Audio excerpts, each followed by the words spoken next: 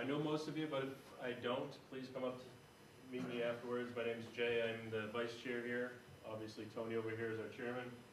Tonight we have a special guest. It's Matt McClure. He comes up from Nashville to speak to us. He's worked on many or countless country demos and albums and so forth. Everything that we've heard tonight has been his work. He's going to talk to us about getting work in the business, the work that he does in the business, and I'll be the first to tell you I've had a chance to study under Matt for 5 years now, and he's truly amazing, so please make use of the resource and ask as many questions as you can. And other than that, let me just remind everybody that we have our meetings the second Tuesday of every month. Next month, we're also trying to get a trip to Symphony Hall, which should be a very exciting event, which we're also going to try to get to see a rehearsal of the symphony. So please keep an eye out on the website for the events. And other than that, Matt McClure. Let me preface, thanks for coming here instead of watching American Idol tonight. I appreciate the opportunity. I'm not a public speaker. I'm an engineer. I'm used to sitting behind the console and watching you through the glass perform. So I feel a little bit like a fish in a tank right now, but I will do my best to try and make it interesting. The more questions, the better as far as I'm concerned. I'm better just talking about what's going on and what I'm doing, but I've created an outline and kind of want to talk about, some different things about Nashville. I know when the advertisement went out, it said working and getting work in the business, and really probably what it should have said was how Matt has worked and got work in the business, because I really don't have any answers. I can only tell you how things have progressively gotten better for me and what my approach is and what the approach I've seen guys in Nashville take, good and bad, and what's worked for them, what hasn't worked. I'm not familiar with how the Boston area, the Northeast works. I'm kind of in my little cocoon in Nashville. And I've learned how to work in that world really well, and I've been very fortunate, especially the last couple of years. So a little bit of my background, I grew up in a little town called Sullivan, Illinois. I was a farm kid. My dad wanted me to be a farmer. He wanted me, then when the farming business went bad in that part of the country, he wanted me to go and become an agronomist, and he was pushing for me to go to the University of Illinois and study agronomy, which that's real exciting. That's how you genetically design plants, okay? I enjoyed music. My influences, somebody asked me last night, what were your influences? I really can't tell you. I heard everything growing up, and I really didn't focus in on one thing in particular. Sound and mixes have always been a collage in my brain. And when I listen to music, I hear in colors, so to speak. Not intensely. I've read articles about people that have this gift. I don't have that. But the human voice is another instrument to me when I listen to music. It's the emotion that I draw out of it versus the technical side. And the biggest hurdle for me since day one when I decided that this was something I wanted to do was how do I achieve the technical side of this thing and get the best, purest, cleanest, whatever thing, but yet where does the emotion come from? And that's the most brilliant recordings I've ever heard. That's what they do. And sometimes the recording's horrible, and it still moves me. And so I had no guidance. I grew up in this little farm town. When I put my foot down and said I wanted to go into music, my parents said, well, Milliken's the best school in our area. You need to get a teaching degree. And I was like, well, I don't want a teaching degree. I don't want to be a teacher. I want to do music. And at the time, I was interested in scoring. In high school, I had done some original compositions and actually gone to state. And actually my junior year of high school, I did a symphonic arrangement, actually orchestral arrangement for Time in a Bottle. It was Jim Croce. And I got second place at state, so I got to hear the state orchestra play this arrangement I'd done. And so I thought going into college that I was going to be moving out to Hollywood and, doing scores for movies, and didn't know anything about a recording studio.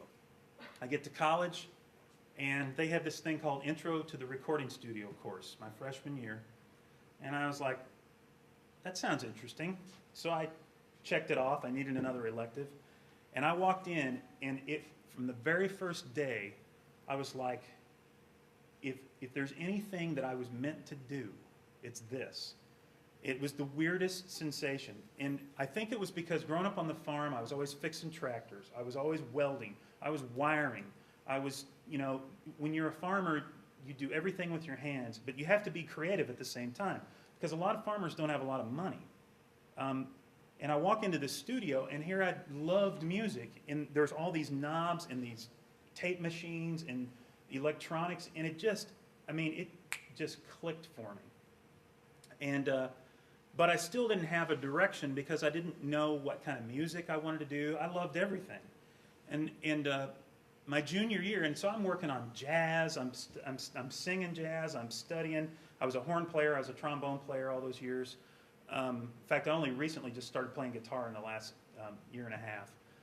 It's always been piano and trombone and brass instruments.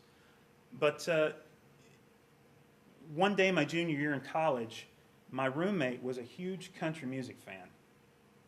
And I was in my room studying, and I hear this song. It's called Unanswered Prayers. And it's a Garth Brooks song. He was on the Johnny Carson show. It was him and an acoustic guitar. And I stopped, and for the first time I heard the words in a song. And I was like, that's pretty awesome. And I walked in, and I said, who is this? And he goes, oh man, this is Garth Brooks. This guy's getting ready to be the biggest thing in country music. And I said, man, I gotta check this out. And he said, well, here's an old, recording I have. I taped it off the radio, check this out. And I heard a couple other songs. I don't even remember what they were now. The next day I went and bought his album, and I listened to the thing front to back. Now I listened to that album back now, and I can pick apart everything technically that was wrong with that album. It wasn't mixed well, wasn't recorded well, but it was just right. Because it moved me. And that was my first introduction to Nashville. I didn't even really know, I didn't know what the Grand Ole Opry was. I didn't know anything. I mean, I'd heard little snippets, and I had relatives in Tennessee, but we never talked about it. And so I got interested in Nashville, and I started looking into their music, and all of a sudden I found out everything that I had been interested in was programmed, but in Nashville they were cutting live tracks. Everybody sat in a room and played a song together. And I was like, that is what I want to do. That's a band playing with each other, except I didn't know anything about it. Well, so I graduate. In the meantime, I made a trip to Nashville, got the doors shut in my face immediately. Nobody even gave me a meeting. I was down there for a week, and I was like, this town sucks. I don't want to, the great South, oh, the nice people in the South, yeah, they're real. And I walked out of there, and I was like, I don't think I ever want to come back. And so in the meantime, I had been sending resumes to Chicago, trying to get post-production gigs. I'd been sending resumes to Disney. I'd been, I was just getting started out. And lo and behold, I get a job offer to go to work for Disney the day I graduated from college. But it was in their live sound department, which was kind of funny because I'd never done live sound. And so I took it. I didn't have anything else. So the day I graduated, I went down to Disney. I was there for 4 months, didn't know what I was doing. I couldn't have told you what an aux send did. I couldn't have told you what a group did. I didn't really even understand what a preamp was because nobody had taught me. And so while I was at Disney, I would go in before my shift and I'd grab a microphone and just play with the console and figure out how things worked. And I was there for about 4 months and wasn't happy. Some things were going on back home with the family. I moved back to Illinois and started farming. Not the most ideal situation. Well, that next spring I get a phone call from a buddy down in Nashville, and he says, hey, I'm working at Opryland. We need somebody to come in and mix our big show, which had a full orchestra on stage, horns and string players and like 16 singers. And he said, and since you were doing that show down at Disney, why don't you come and work for us? And I was like, I'll take it. And so I go to Opryland and still didn't know how to use a console, I swear to God. And I go down and I take this job, and I am nervous, and his name was Kelly, and I said, Kelly, man, if there's any way I can get in there before we start rehearsals, I'd just like to check out the system and make sure everything's up to spec. And he said, yeah, anything, you know, here's the keys. So I went over there and spent a week woodshedding on my own, just figuring out stuff, and just kind of getting through that initial opportunity. And fortunately, there were a few people there that didn't want me to crash and burn. They don't want to see their shows burn at Opryland, and that kind of helped me out through that process.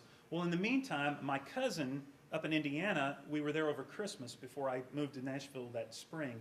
She played me this Christian album. And I don't even remember the name of the artist now, but she played it. She said, I really love this album. She goes, and I said, I do too. I said, man, it's mixed really well. And she said, well, I know the executive producer. And I said, you do? And she says, yeah. He's Dr. Such and Such, and he was a neurosurgeon that had put the money into this record. And she goes, he's got a studio over at his place and everything. And I said, well, can I meet him? She said, sure. So we go over, and she'd been babysitting for his kids. So we go over there. He introduces me to the engineer who did that record, and he just happened to be in Nashville. Well, I just happened to be moving to Nashville. And his name was Brett Teagarden. And so I went and met with Brett the first week I was in Nashville, so I took a job at Opryland making pennies, seriously. And I interned for Brett on the side as much as I could. The irony of that was I still didn't know anything about technology. I didn't know anything about consoles. I didn't know much about tape machines. I was just kind of learning as I went. And Brett didn't really have time to teach me. But what I learned from Brett was procedure in Nashville. And I learned that how quickly to work. And I learned, what's the right word? Just when a string section's in the room, how you go about miking them up. And I learned what it was supposed to sound like. I didn't know how he got it. But I learned what it was supposed to sound like to your ears. And I think that education from him was probably better than anything. The problem was shortly after that, I hadn't even been at Opryland a year, and I was having trouble paying my bills. I got a chance to go on the road with a new actor. Her name was Laurie White. And this is one of the best stories I probably ever tell about a situation where you can choose or do the right thing. I get this opportunity to go out with Laurie. Long story made short, I go out the first weekend, didn't know what I was doing. I'd never even used a monitor console. And I'm responsible for setting up the monitors on stage and mixing in front of house on this gig. The very first show was the George Strait tour. And we were going to be in Evanston, Indiana, in the basketball arena. It held about 9,500, 10,000 people. Okay, growing up where I grew up, the only concerts I saw were at the State Fair. I'd never seen an arena concert, let alone mixed one. And I walked in, and well, before I went up there, her manager called me and said, you're going to have to advance the show. And I said, okay. And he gave me a phone number, so I just called the number, and it happened to be George's production manager. His name's Paul Rogers, not of bad company.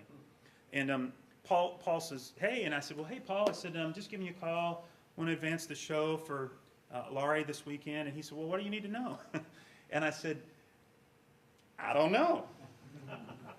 What am I supposed to ask you? And he kind of chuckled, and he said, is this your first gig with her? And I said, it's my first gig. And he kind of laughed, and he said, tell you what, he said, can you tell me what players are in the band? And I said, no, but I'll find out. And he said, if you can find out what players, how big the drum kit is, he said, you just come and see me as soon as you get there. So we get up to Evanston, bus rolls into the arena. I jump off, and I go looking for Paul Rogers. And to this day, I'll never forget how good he was to me. I walked in, and I found him, and he was right in the middle of sound checking the band. He said, give me about 5 minutes. He finishes up George's band, and he says, let's get it done. And he goes out, and he takes me through unloading the bus, getting the stage hands, getting everything on stage, going through monitor check. He did all my monitors for me, takes me out the front of house, makes sure the PA sounds like it's supposed to sound, helps me through the sound check, and basically mixed the show that night for me. I'm supposed to be doing it, but at the same time, I didn't want to screw it up. You know, and I found out after the fact that they were looking for a new opening act. And Paul was so happy with how easy we were to get along with that we got the gig over Faith Hill at the time. So we went out on the road with George Strait for the next year. And for the next year, I got to watch Paul Rogers mix George Strait every night, and I got to mix an arena concert every weekend. And it was a complete rocket ship into live sound. Now, mind you, during that year, we were also playing little county fairs, and I had to put up or shut up, and I didn't really do either very well. I screwed up a lot. And after the first year, Laurie came to me, and she said, Matt,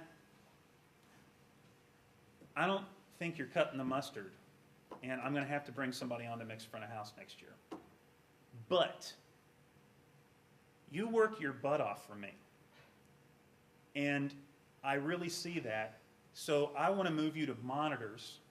I want to bring somebody in that you can learn from, and I want you to take this opportunity because I think you have a lot of opportunity. I know you have what it takes. You've got good ears. You just haven't ever been shown or learned how to make this stuff work.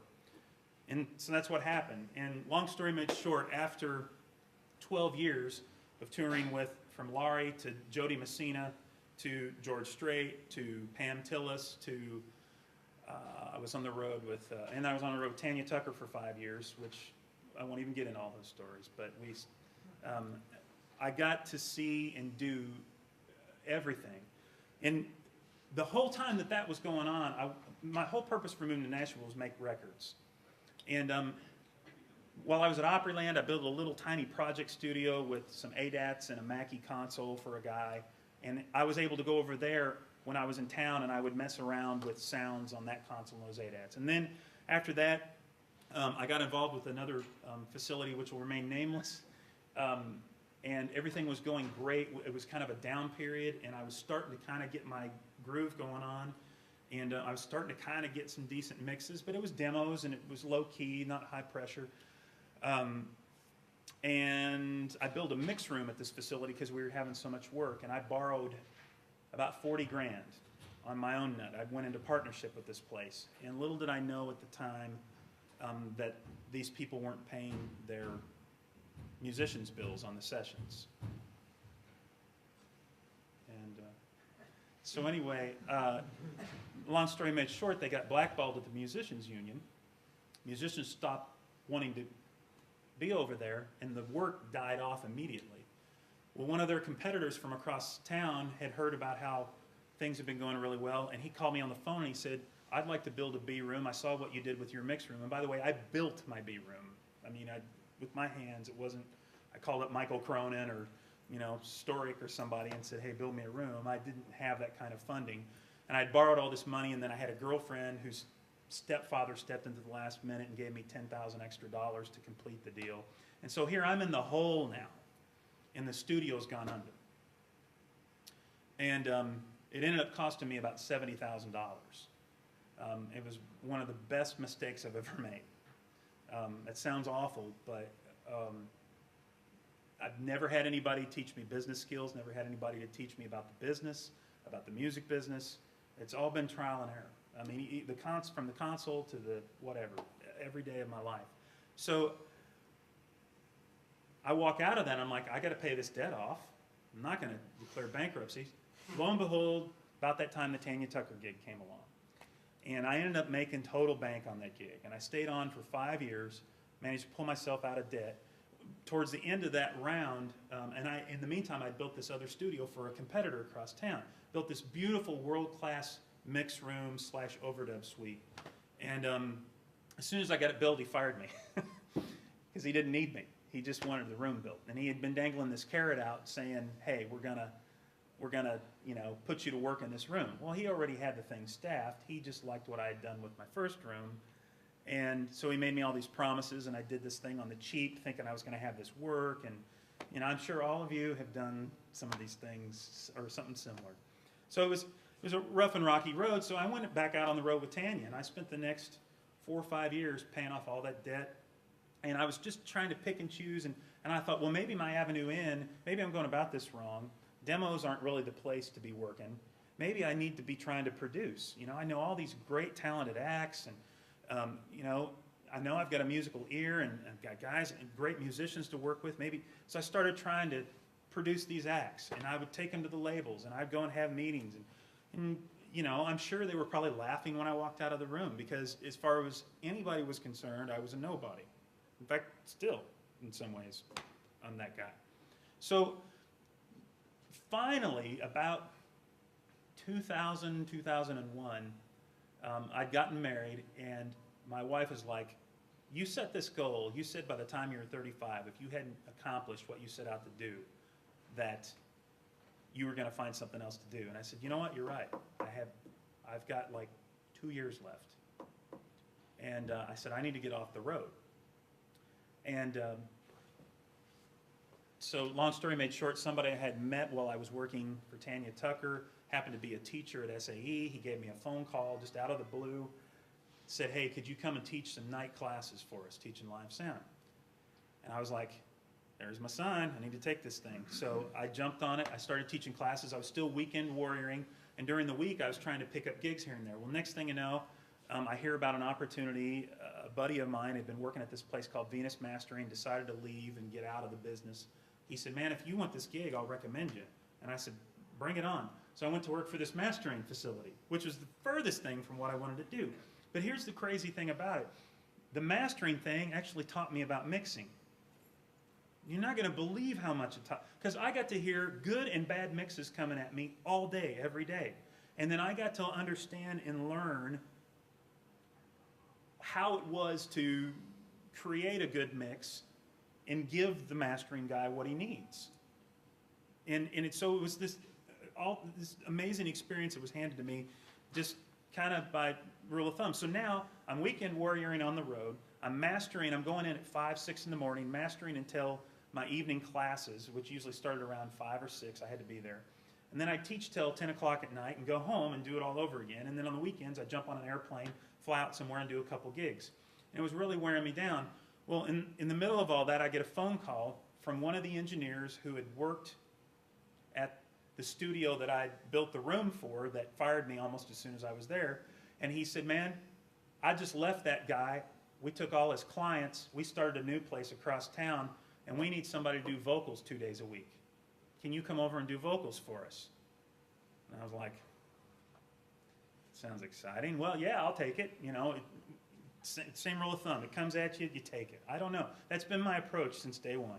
If I'm offered it, I try it. If it doesn't work out, it doesn't work out. But eventually something, you know, is going to come out of it.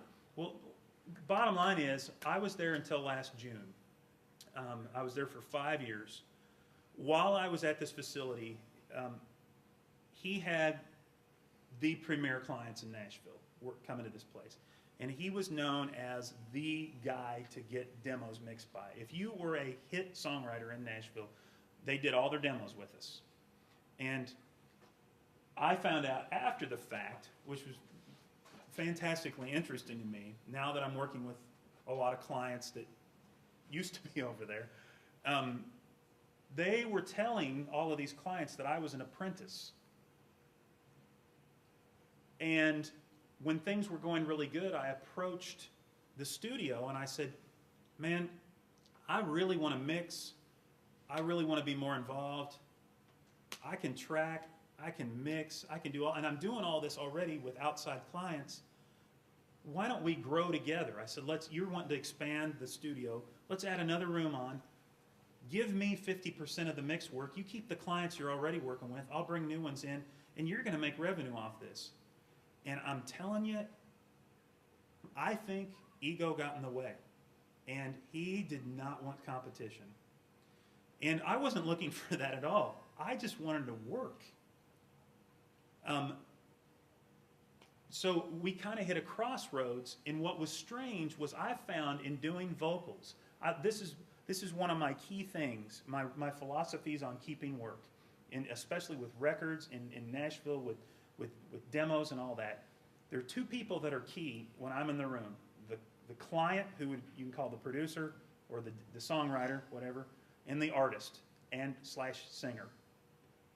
Man, if I make those two people feel comfortable and they're in the room with me, I am golden child every single time. And I learned really fast. And ironically, I spent all those years singing growing up and in college, and I understood the human voice. And a lot of the songwriters I was working with, all they knew how to do was write a song. They didn't understand how to communicate with a singer. And so as they got to trust me, I would step in and produce their vocals for them. And I would start to make suggestions, but I was very careful and very cautious. And in the meantime, in the back of my mind, I'm wanting to produce records, which, you know, is my ultimate goal someday. And, but I don't, the thing is, it's such a fragile business we're in when you're talking about music.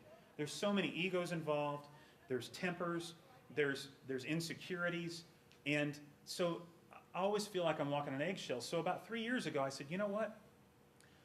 I'm going to start songwriting. Not because these guys are making millions writing songs, but I saw it as the key to being better as an engineer, in Nashville anyway, and better as a producer. And why was I thinking that? It's because if I understand the song, if I understand the place that the artist is coming from, that the producer's coming from, that the songwriter's coming from, then hopefully I can find a way through these tracks to emote that thing. And it comes back to the whole Garth Brooks thing where I don't really think those records sound that great, but they serve their purpose. You know, sonically, you're not going to get a Grammy Award, but musically, emotionally, you might get it. So I started writing songs. Well, because I was writing songs, now I'm in there doing all these vocals, and I'm not kidding. Every writer I was working with, and am to this day, right now I work with a guy named Tom Shapiro, has had over 50 #1 hits in his career on the charts. He's had #1 hits in the 70s, 80s, 90s, and 2000s. Okay, this guy has evolved with the times, and he's never stopped. He's like 66 years old now. I hope he doesn't see this because I don't know for sure. And he's got as much energy as he did that I'm told anyway, back in the 70s when he got started. I'm working with a guy named Mark Nessler. Actually, Mark Nessler, Tony Martin, and Tom Shapiro just had Keith Urban's "You Look Good in My Shirt." It was a #1 about a month ago. I work with a guy named Kyle Jacobs, and I'm actually working on a record for Lee Brice right now, and we'll get into that a little bit later. They're two of the hottest young guys in town. They wrote More Than a Memory for Garth Brooks. It was a #1 in 5 days. Never happened in the history of country music. It was rocketed to the top. It was amazing. They wrote the song 4 weeks before it was on at #1. And the demo was a piano vocal. So, you know, it kind of puts me out of business when they do that kind of stuff. But so anyway, so I'm having the opportunity to work with all these guys, and the list just goes on and on and on. You can look through that bio. I think there's a lot of them listed in there. But the bottom line is, as I was doing this, I'm getting the comfort factor in the communication skills. Well, lo and behold, what ends up happening about 3 years ago is Kyle Jacobs comes to me and he's like, man, I've got some stuff, and I had built a studio at my house at this point, a beautiful room, which I'm going to show you some pictures of. And Kyle came to me and he said, man, I can't get some vocals done here. Do you think we could do them out at your place? And he had heard about my place from another writer that I was working with that had nothing to do with the studio I was working in. And I said, sure. Well, we went out and we did it, and then the owner of the studio that I was working at didn't have time to fit him into the mix schedule. So he asked me if I'd do a mix. So I did a mix. Then he wanted to start doing all his mixes with me. And it wasn't necessarily that my mixes were better than the other guy. Kyle liked working with me. We had a camaraderie. We had a connection. And it was more than just the mix. I made him feel comfortable. He liked that I was open to any suggestion, and I didn't chastise him and say that's a stupid idea. I've seen so many guys that take it personally.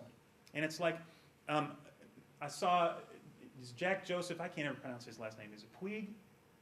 Something like that. He's on the Wave site, and he's talking about working with artists, and he nailed it on the head. He said, man, we're in a service business. He goes, you can't take it personally when somebody asks you to make a change. You know, that's what we do. You know, alter it. Be glad that they just don't say print it and then walk out, because that means they don't like it. You know, I'd rather them say I want to make 10 changes, because that means they're into it enough that they want to fix whatever it is that they subjectively hear a little differently. And 9 times out of 10, it's tiny little tweaks. It's nothing to get get upset about. So that started with Kyle. Well, the thing was, Kyle gets this hit with More Than a Memory. Next thing you know, he's telling everybody about me. Well, I come to a crossroads with the studio I'm working at, because when I came in there, I told the owner, I said, I am never going to walk away with your clients. You've been very good to me. And but what was happening was, now some of his clients were calling me on the phone, and I never pursued any of them. I didn't think it was the ethical thing to do. I know a lot of people do that in this business, but I felt like Nashville was too small a town, and if I did things wrong, it was going to come back to bite me in the butt. So what I ended up doing is I quit. I left the studio last June on a leap of faith, and I got to tell you, the moment that happened, it took less than 2 weeks, and right now I could work 7 days a week and still not have enough time to finish everything that gets thrown at me. It's been unbelievable, and because of that, now I'm starting to fall into masters, which is even cooler, which is what I wanted to do all along. I've worked on several masters as an overdub guy or an editor or whatever, but I actually this weekend just mixed my first radio single. And I brought it with me. I'll play it for y'all later. It's not the final because we still have to put some strings on it and we have to do some background vocals, but we're going to close it out a week next Monday, I guess. But the bottom line is, I'm kind of losing my thought here in the Ruckus Room. I kind of developed this philosophy at the Ruckus Room, and I was like, I'm always going to approach people as honestly as I can. I'm gonna, whether it hurts me or not, I'm not gonna stab someone in the back. I feel like, at least in Nashville specifically, and I just probably like this everywhere, the long road to your goal is always better than the shortcut. I see guys that have longevity, and they're always the guys that approached it ethically and in the right way. And I see it, the guys that I look up to the most in town have been there forever. And there's so many guys that have been in and out. They had their quick buck moment, and you can read them almost like a book now. It's amazing to see guys come in town. Yeah.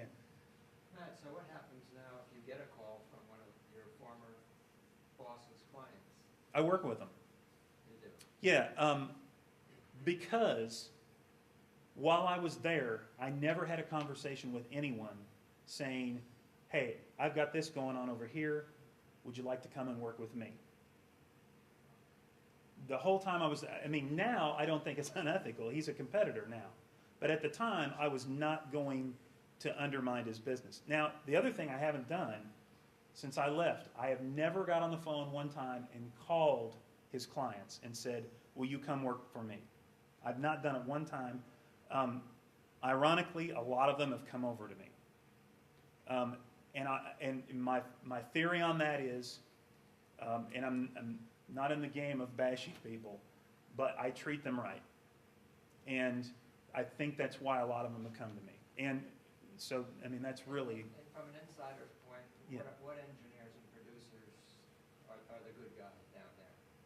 You mean names? Yeah, who do you really respect for? Who do I respect? What they've done and Oh, who they are. well, on the young front, Derek Basin is a good friend, and I think he's fantastic. He works with Mark Bright. He's one of the most honest, hardworking, talented guys in town.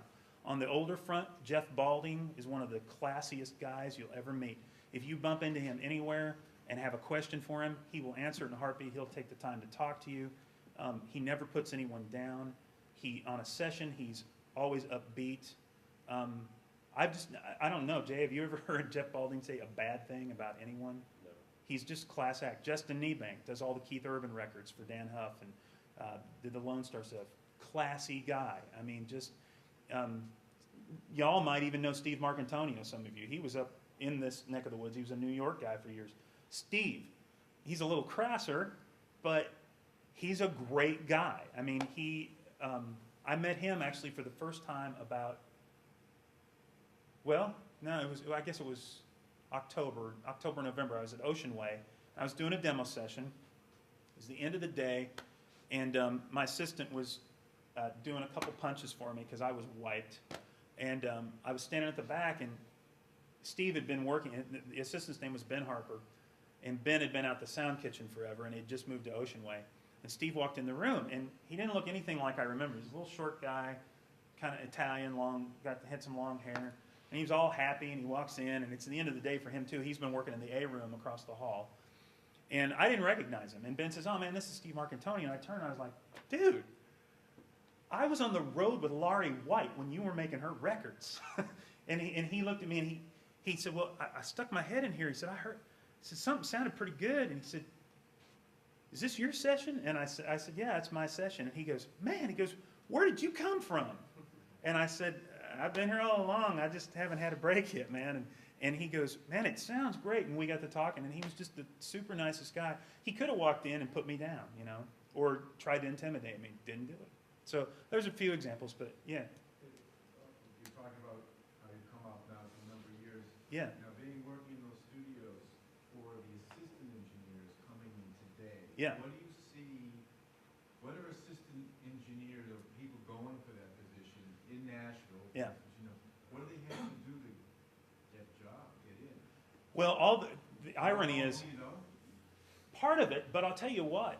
When I'm obviously not a studio manager, I can tell you how I started working with Ben Harper over at Ocean Way. Now, he got in because he'd already been at the Sound Kitchen. But the Sound Kitchen changed owners and management. I'll leave those opinions to myself. But Ben decided to look for something else. There was a new manager at Ocean Way. Called him up, said, hey. And Pat didn't know him. Pat said, well, come on over. Why don't you shadow some of my assistants? So the first session I was with Ben, he was shadowing the assistant that was working for me that day. And for me, he was kicking the guy's butt that was assisting me in the tail. Like, he noticed everything that needed to be done on the spot, and Johnny on the spot. And so my next session, I called Pat on the phone, and I said, man, I know you've been putting me with this guy, and I like them both. I think they're great, but I want to work with that guy. I know he's brand new. Do you think he can handle everything I need on my setup and take care of it? And he said, yeah. And so in a way, I think I kind of helped Ben's situation over there. But for the new guy coming in, I think it's like three things. You're not going to know anybody, but it doesn't matter. They bring in interns all the time in Nashville. I mean, we're one of the few towns that still, there are staffs going on. We may not have the tech staffs, but when the new guys that come in are good, and I don't mean good like they can sit down on a knee and mix a record. I mean, they notice that a microphone just fell above the drummer's head, and they jump up and they run out and get it without you having to tell it. There was one assistant I worked with about 4 or 5 years ago. We were working over at Studio 6, the old Studio 6 at Emerald, and I'm sitting in the chair, and the only way you could get out to the main room, there was double sliding glass doors, and there was a booth in between the sliding glass doors. And then you walked out, and that was the whole studio area, and there were ISOs and everything. It's the only way you could get to the studio, unless you went all the way around. So everybody would go through those double glass doors. Well, I had a fiddle player sitting between the two glass doors. Every time we'd start the new song, the guys would leave the doors open, and my assistant would sit there on his butt. And I'd get up, and I'd look at it. I never said a word. I'd get up, and I'd walk over, and I'd shut the first door, and I'd smile at him, and I'd back up, and I'd shut the second door, and I'd make a big deal out of it. I'd just kind of smile, and then I'd walk back, and I'd sit down at the console. Whole day, 15 songs, never got up and moved the doors once. I never worked with the guy again. I mean, that's as simple as it gets. I mean, it's just those little things, and trust me, in that town, the guys pick up on that stuff really quick, and they weed out. I don't really think you have to know anyone in Nashville to get an internship. You just have to show, I want it. And Are those internships mainly coming from the local schools? no, we get Full Sail people all the time, and I got to be honest though, my favorite ones usually come from Belmont, and I don't know why, and they're local. I think it might be because they might be more in touch with, they hear stories through their teachers that know the system, and so they have a one up on people coming in from the outside, because we do things a little differently than anywhere else. Not that, I don't think that much differently. But, Can you elaborate a little what do you mean by that? Because you earlier mentioned something about knowing procedure. oh yeah. I'm assuming. Well, this is where I wanted to move anyway. Nashville, Yeah. What Yeah. does that Well, mean? okay, well, here's procedure. We're not a big overdub town, okay? We do overdubs. We cut everything live. I mean, it goes down. On demos, and I can pop a few up here in a minute. We cut demos, at least the people I work with, we cut an album, okay? The schedule every day, Monday through Friday, and Saturdays too. Sunday's the only overtime day, and this is musician union rules in Nashville. 10, 2, and 6 are our times. We go 10 to 1, we go 2 to 5, we go 6 to 9, okay? That's what the musicians get. I work straight through, okay? I'm usually there at 7:30. I leave 10:30 at night. Those are tracking days, okay? So, and on a 10 o'clock, a 2 o'clock, and a 6 o'clock, I usually cut 5 songs. 5 songs, top to bottom, 7-piece band. That's, 3-track? huh? 3-track or 4-track? Oh, no. That would even be more fun, actually. I would love that, because then we wouldn't have to go back and fix anything. But so we literally lay it down that fast. And it's drums, bass, acoustic guitar, utility player, which is usually mando, fiddle, bouzouki, whatever, keyboard player. Who am I missing? Jay? Electric guitar, steel. Yeah. And the steel player usually doubles on dobro. There's a couple guys I work with. Russ Paul's one of them. Russ plays everything. I mean, he plays banjo, he plays steel, he plays lap steel, he plays dobro, he plays acoustic guitar, he plays, whatever. One of the acoustic players I work with, his name's Pat McClure. Pat plays everything. Most of the fiddle players I work with play 3 or 4 instruments. And so, I'll kind of take you through. Let me shut this ringer off. Kind of a typical day for me, a tracking day in Nashville. I just get excited talking about it because I love doing it so much. It's just so much fun. There's so much energy in the room. I can't tell you how exciting it is to be in a room with 7 guys creating a song in 30 to 40 minutes, top to bottom, okay? So my typical day, I usually come in around 7:30, sometimes 8 o'clock, depending on traffic. And I walk in, and thank God for technology on this one. I always have a drive. I'll have the assistant have the drive set up. Everything on my console's routed. Everything's set up, ready for me to go. Everything's patched out in the studio. Lines have been checked. Everything's been phase popped. I come in with my hard drive. I sit down, and I'll pull up an old session, which will have all of the tracks routed to the console, just like we have it set up. And the first thing I do in the morning is I set up a headphone mix for the guys. And I usually spend about 30 minutes working on the headphone mix.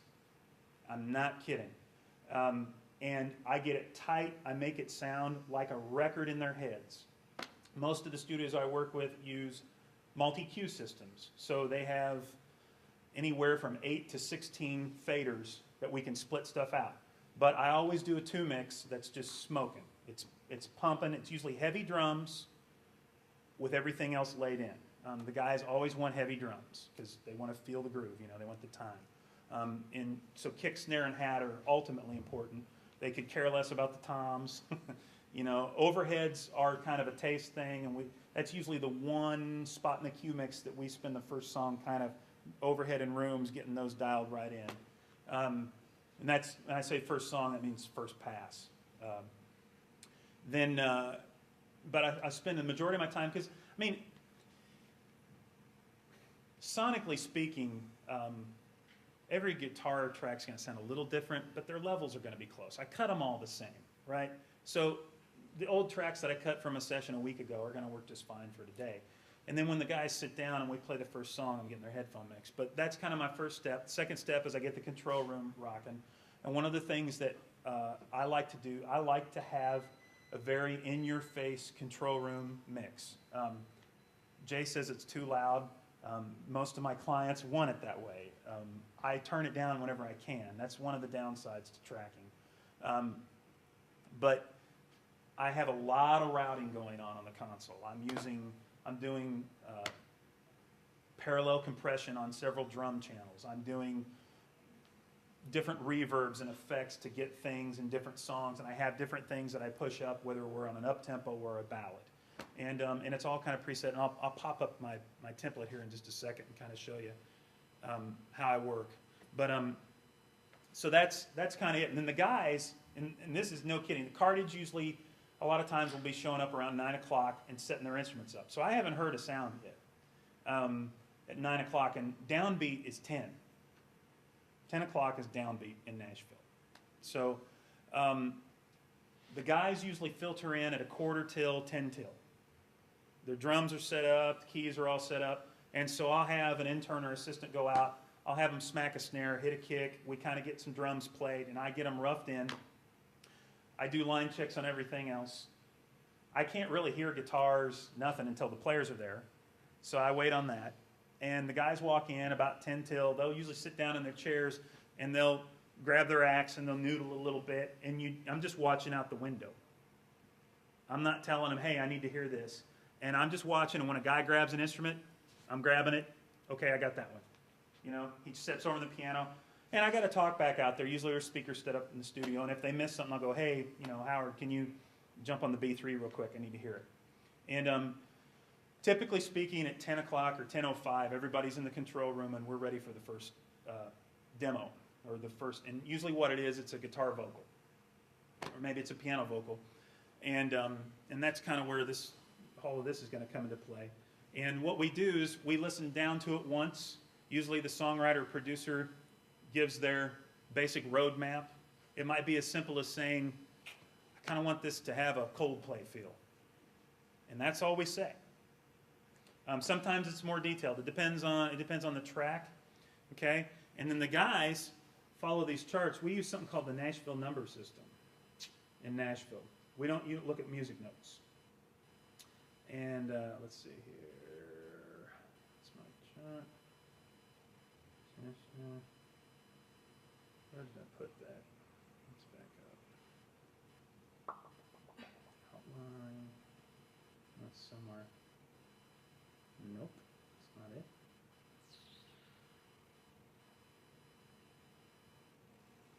That's not it. Why is it making all that noise? Is there an engineer in here? Let's see, those are setups. I swear I scanned those in. Let's see here, a little more. In a second.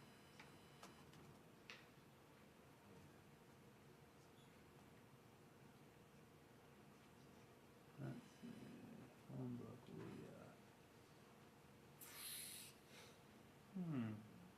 Just unplug. Yeah. Oh, you think that's causing the Grounding. oh, still here? It's definitely the audio part. Definitely the audio yeah. part. Well, shoot. I scanned this in on purpose before I came here. I'm pretty sure it's a PDF. Let's see here. Let's see if it's on here. No more nothing.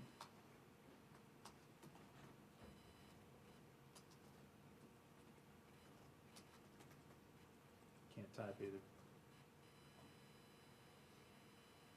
Is there those are all WAV files. Gosh darn it. Well, what I did before I came up here is I scanned in a number chart to show you what we play. Basically how we do it is, it's a chord chart. Okay, so if you're used to reading tab or something, if you're in the key of C, we do everything by numbers. A C chord is a 1, an F chord is a 4, a G chord is a 5, okay? 6 minor is an A minor. You know, flat 7 major is a flat 7, and you know, and we do it like that. And it was developed, ironically, I don't know if y'all have heard about the system or not, you might have. It was, the Jordanaires were the first ones to use it, Elvis's background singers. And it was for their Nashville sessions, and it was allowed them to set up arrangements real quick, and they knew on a 1 chord that we've got a C, E, and a G, and on a 4 chord we've got an F, A, and a C, and so therefore, you know, and the bass guy is going to, you know, follow the root or, you know, an alternate note within the inversion. So that's kind of where it started, but then the musicians picked up on it, and now it's all we use. So the guys, everything you hear played is done on the spot. There's no notes written out on the page. They're not following music. Okay? It's in their brain. and they're making it up as a band as it goes down. So we pass out this number chart. We listen down one time. They make notes on the chart. The band leader always charts the song. The band leader gets paid double in Nashville. So sidemen on a demo session make $165 plus health, welfare, and cartage. So it ends up being about $180 for a 3-hour session. Leader gets $360 for a 3-hour session.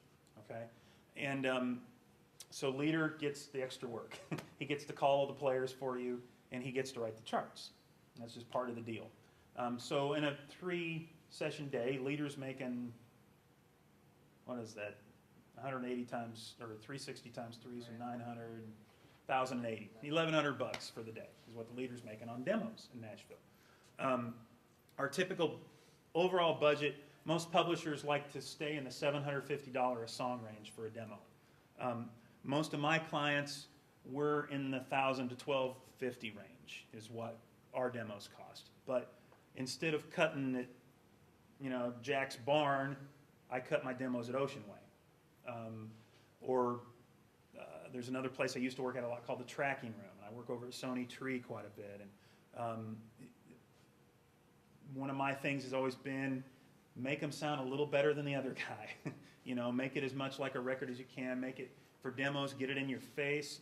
I'm using a lot more compression on demos than I would on a master, simply because a lot of times we get one verse and a chorus for that pitch. So it has to pop out of the speakers more than the other one. And you're talking about A&R people, you're not talking about high fidelity enthusiasts, okay? So you got to know the market. What are you mixing for?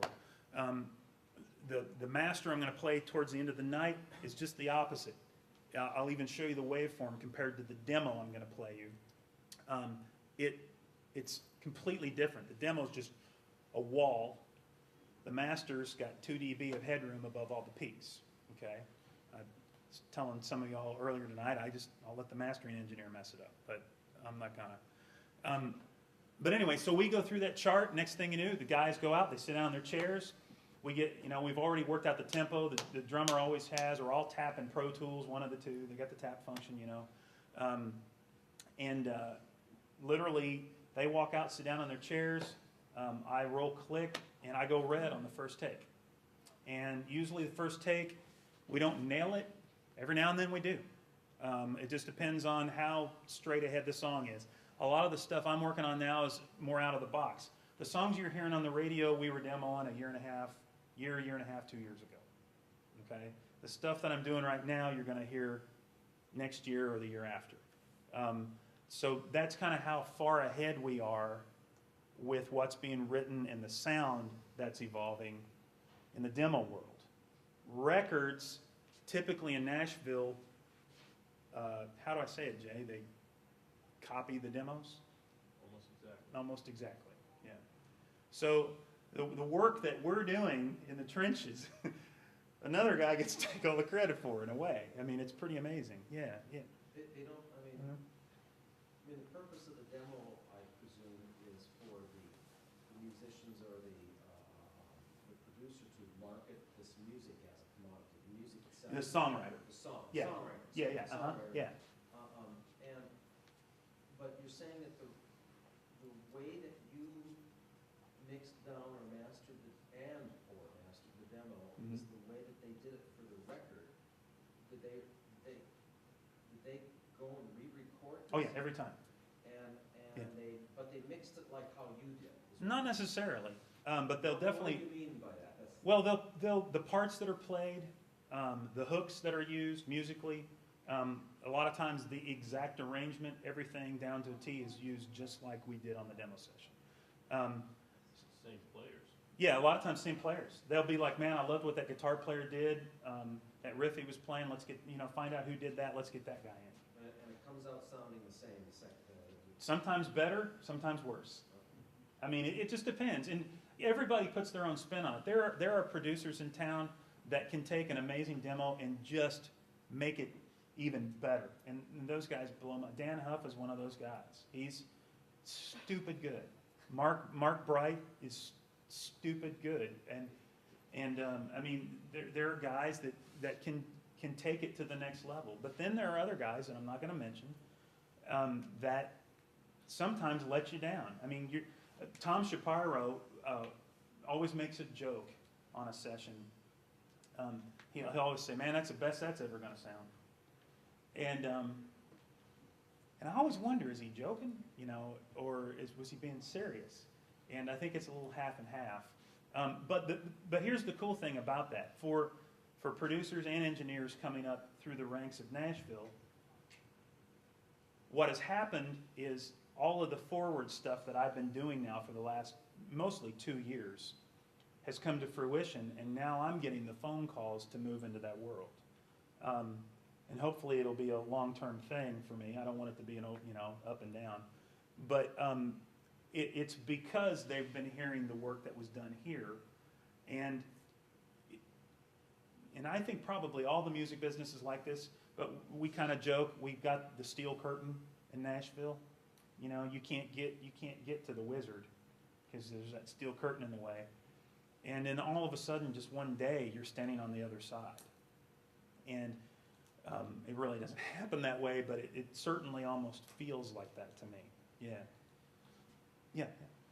From the outside, a lot of times we hear that it's literally like dozens of people that are basically in that inner core. Is it that few? No.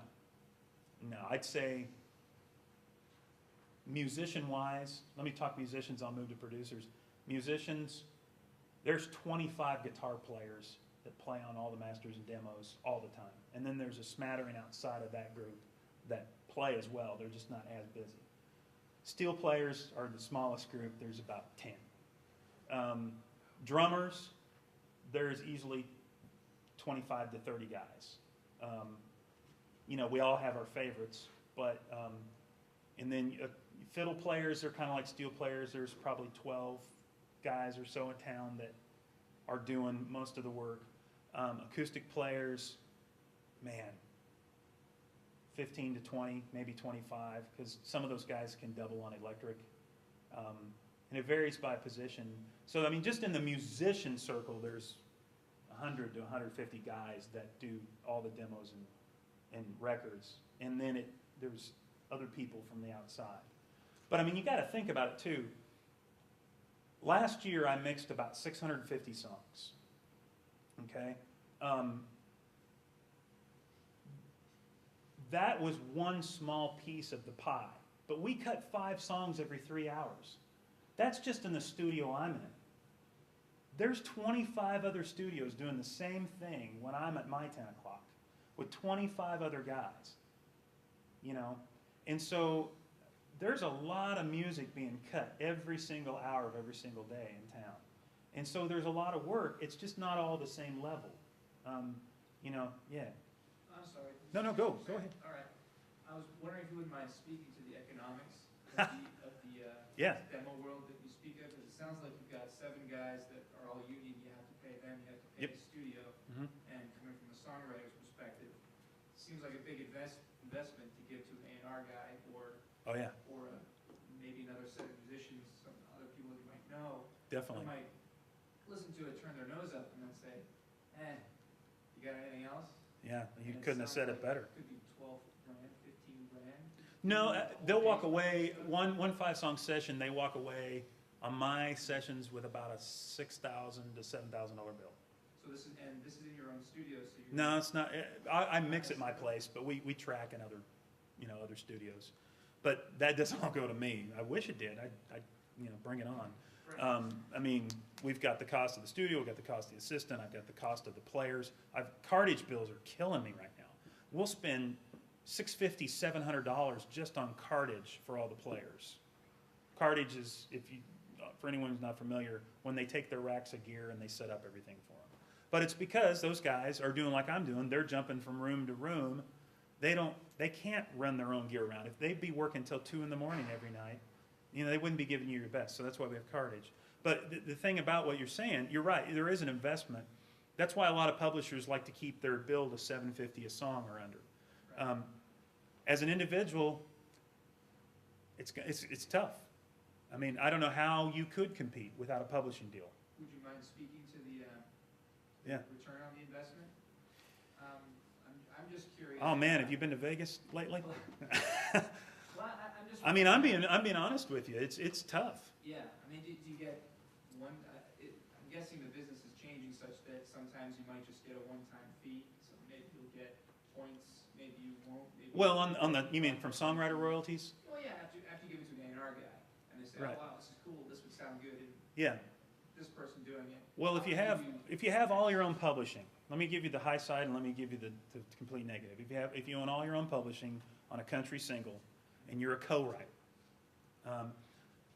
and I'm not an expert on this, but I know what people tell me, and I actually have been writing for about 3 years, and I have a lot of stuff that is so darn close, it's driving me crazy.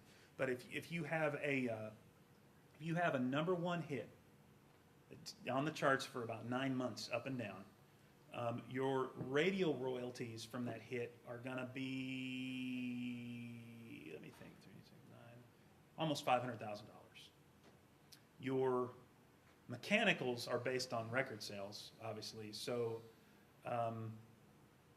if the guy, you know, Phil Vassar is a classic guy. He gets number one after number one. He writes his own, unfortunately, but he never sells any product. So he doesn't make anything on mechanicals.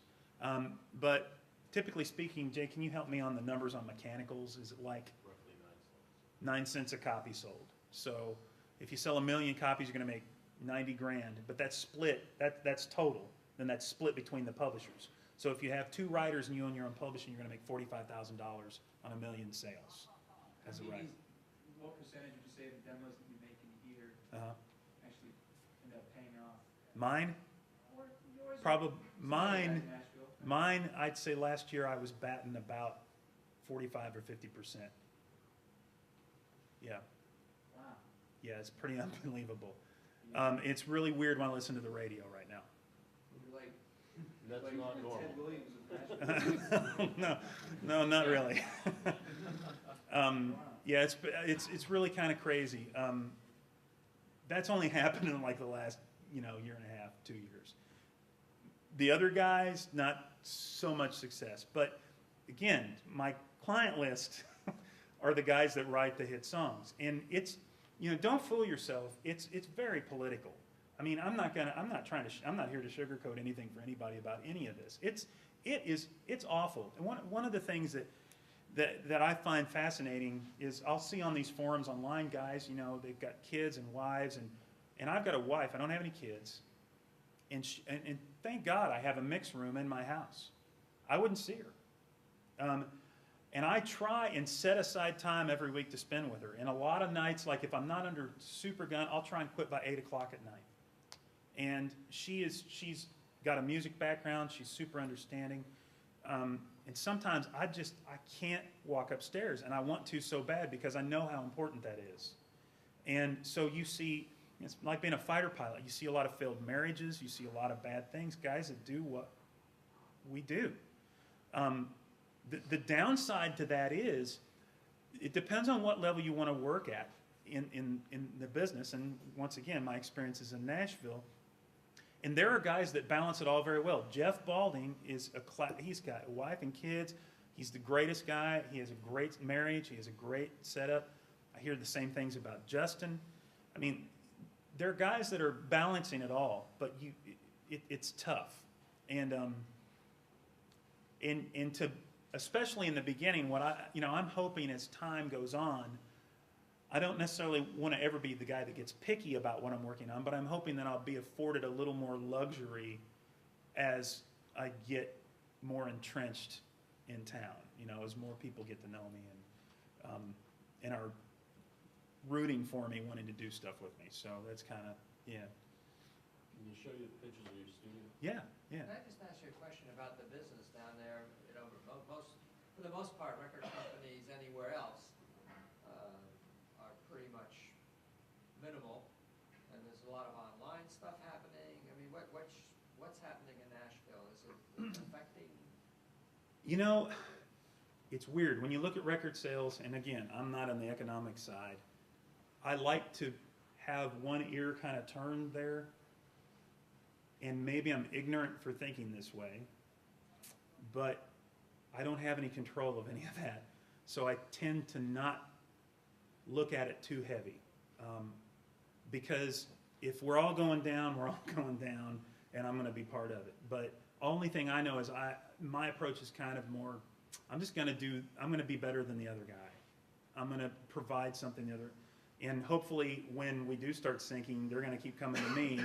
But as far as your question goes, I think we've been affected, but not as much as some of the other So genres. CDs are still.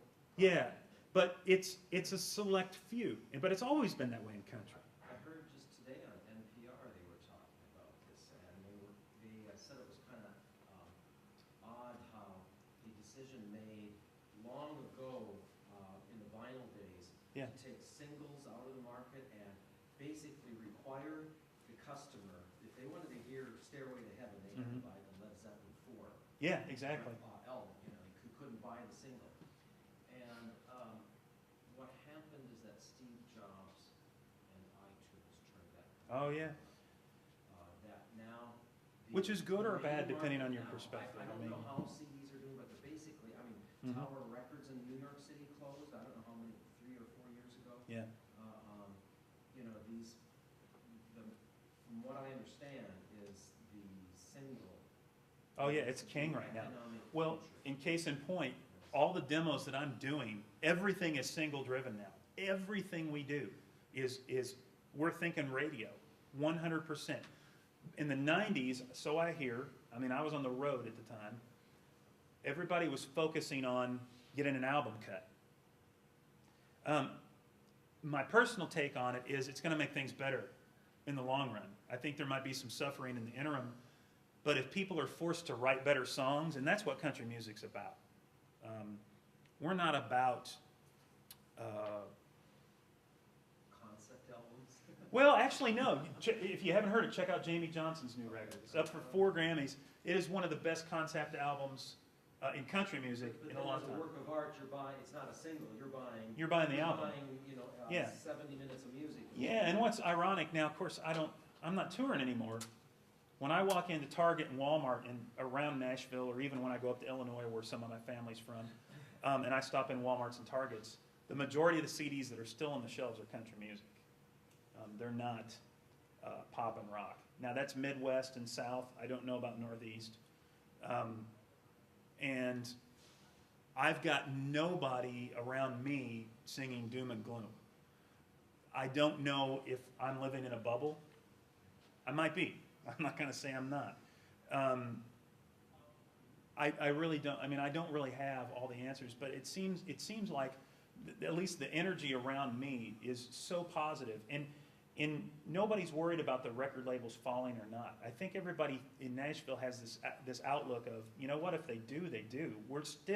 People are going to want our music, and we're gonna somehow gap the bridge, and that's kind of why I'm excited. And my studio is a great example of my thought process on this. And I'm going to tell you about a company I just started too here in a little bit. But my thing is, unfortunately, whether you like it or not, a lot of the big studios are going away. The budgets aren't there that they had back in the day. The days when because of the budgets, I guess, when a band comes in and camps for a month and cuts a record, not happening. It doesn't happen. I mean, Nashville, we'll cut a record in a day or two, the tracks. Granted, we're working with some of the best musicians in the world, bar none. I mean, they're absolutely phenomenal. But that's kind of, but it keeps the budget down. And those guys, there's a reason why it's all done like that. So I think that some of the future, this is just my look at this, but some of the future is right here. And I don't think project studio is the right word. I hate that phrase, because to me it says a guy who isn't interested in going any further than a project. I don't like the word project studio. I have a studio in my house, and I make my living in that studio. I don't do projects. I make my living there. A project's something I'm going to show to my buddies. I make my living here. There's no difference. And the labels are, and publishers are paying me to work in this room, in my basement. I built this myself about 3.5 years ago, I guess. Took about 9 months. And it's a real simple setup. I've got, an 8 fader D command. I've got a Pro Tools HD3 system. I don't mix entirely in the box, but I don't use a submixer. I use a lot of inserts. I have Lynx Aurora 16, and I send out to Analog Gear and come back in. And I know a lot of people, you can get in all kinds of digital analog arguments, whatever. I don't really care, it's working for me, okay? That's my take on it. I tend to, the only thing I hate about technology is I always lose money. Everything that I buy vintage always appreciates. Everything that I buy in technology, I never get my money back on it. So I try and buy outboard gear and microphones to complement the loss I take on this technology all the time. The problem is, everybody gets in these Nuendo, Pro Tools, DP, all these arguments. In my town, I wouldn't have the clients I have if I wouldn't have been working in Pro Tools. I'm not going to argue one way or the other for you, whether it's better or worse. I have opinions, but I'm not going to share them. Bottom line is, if I didn't have it, I wouldn't be working with the people I'm getting an opportunity to work with right now. Because pretty much the whole town runs on this system.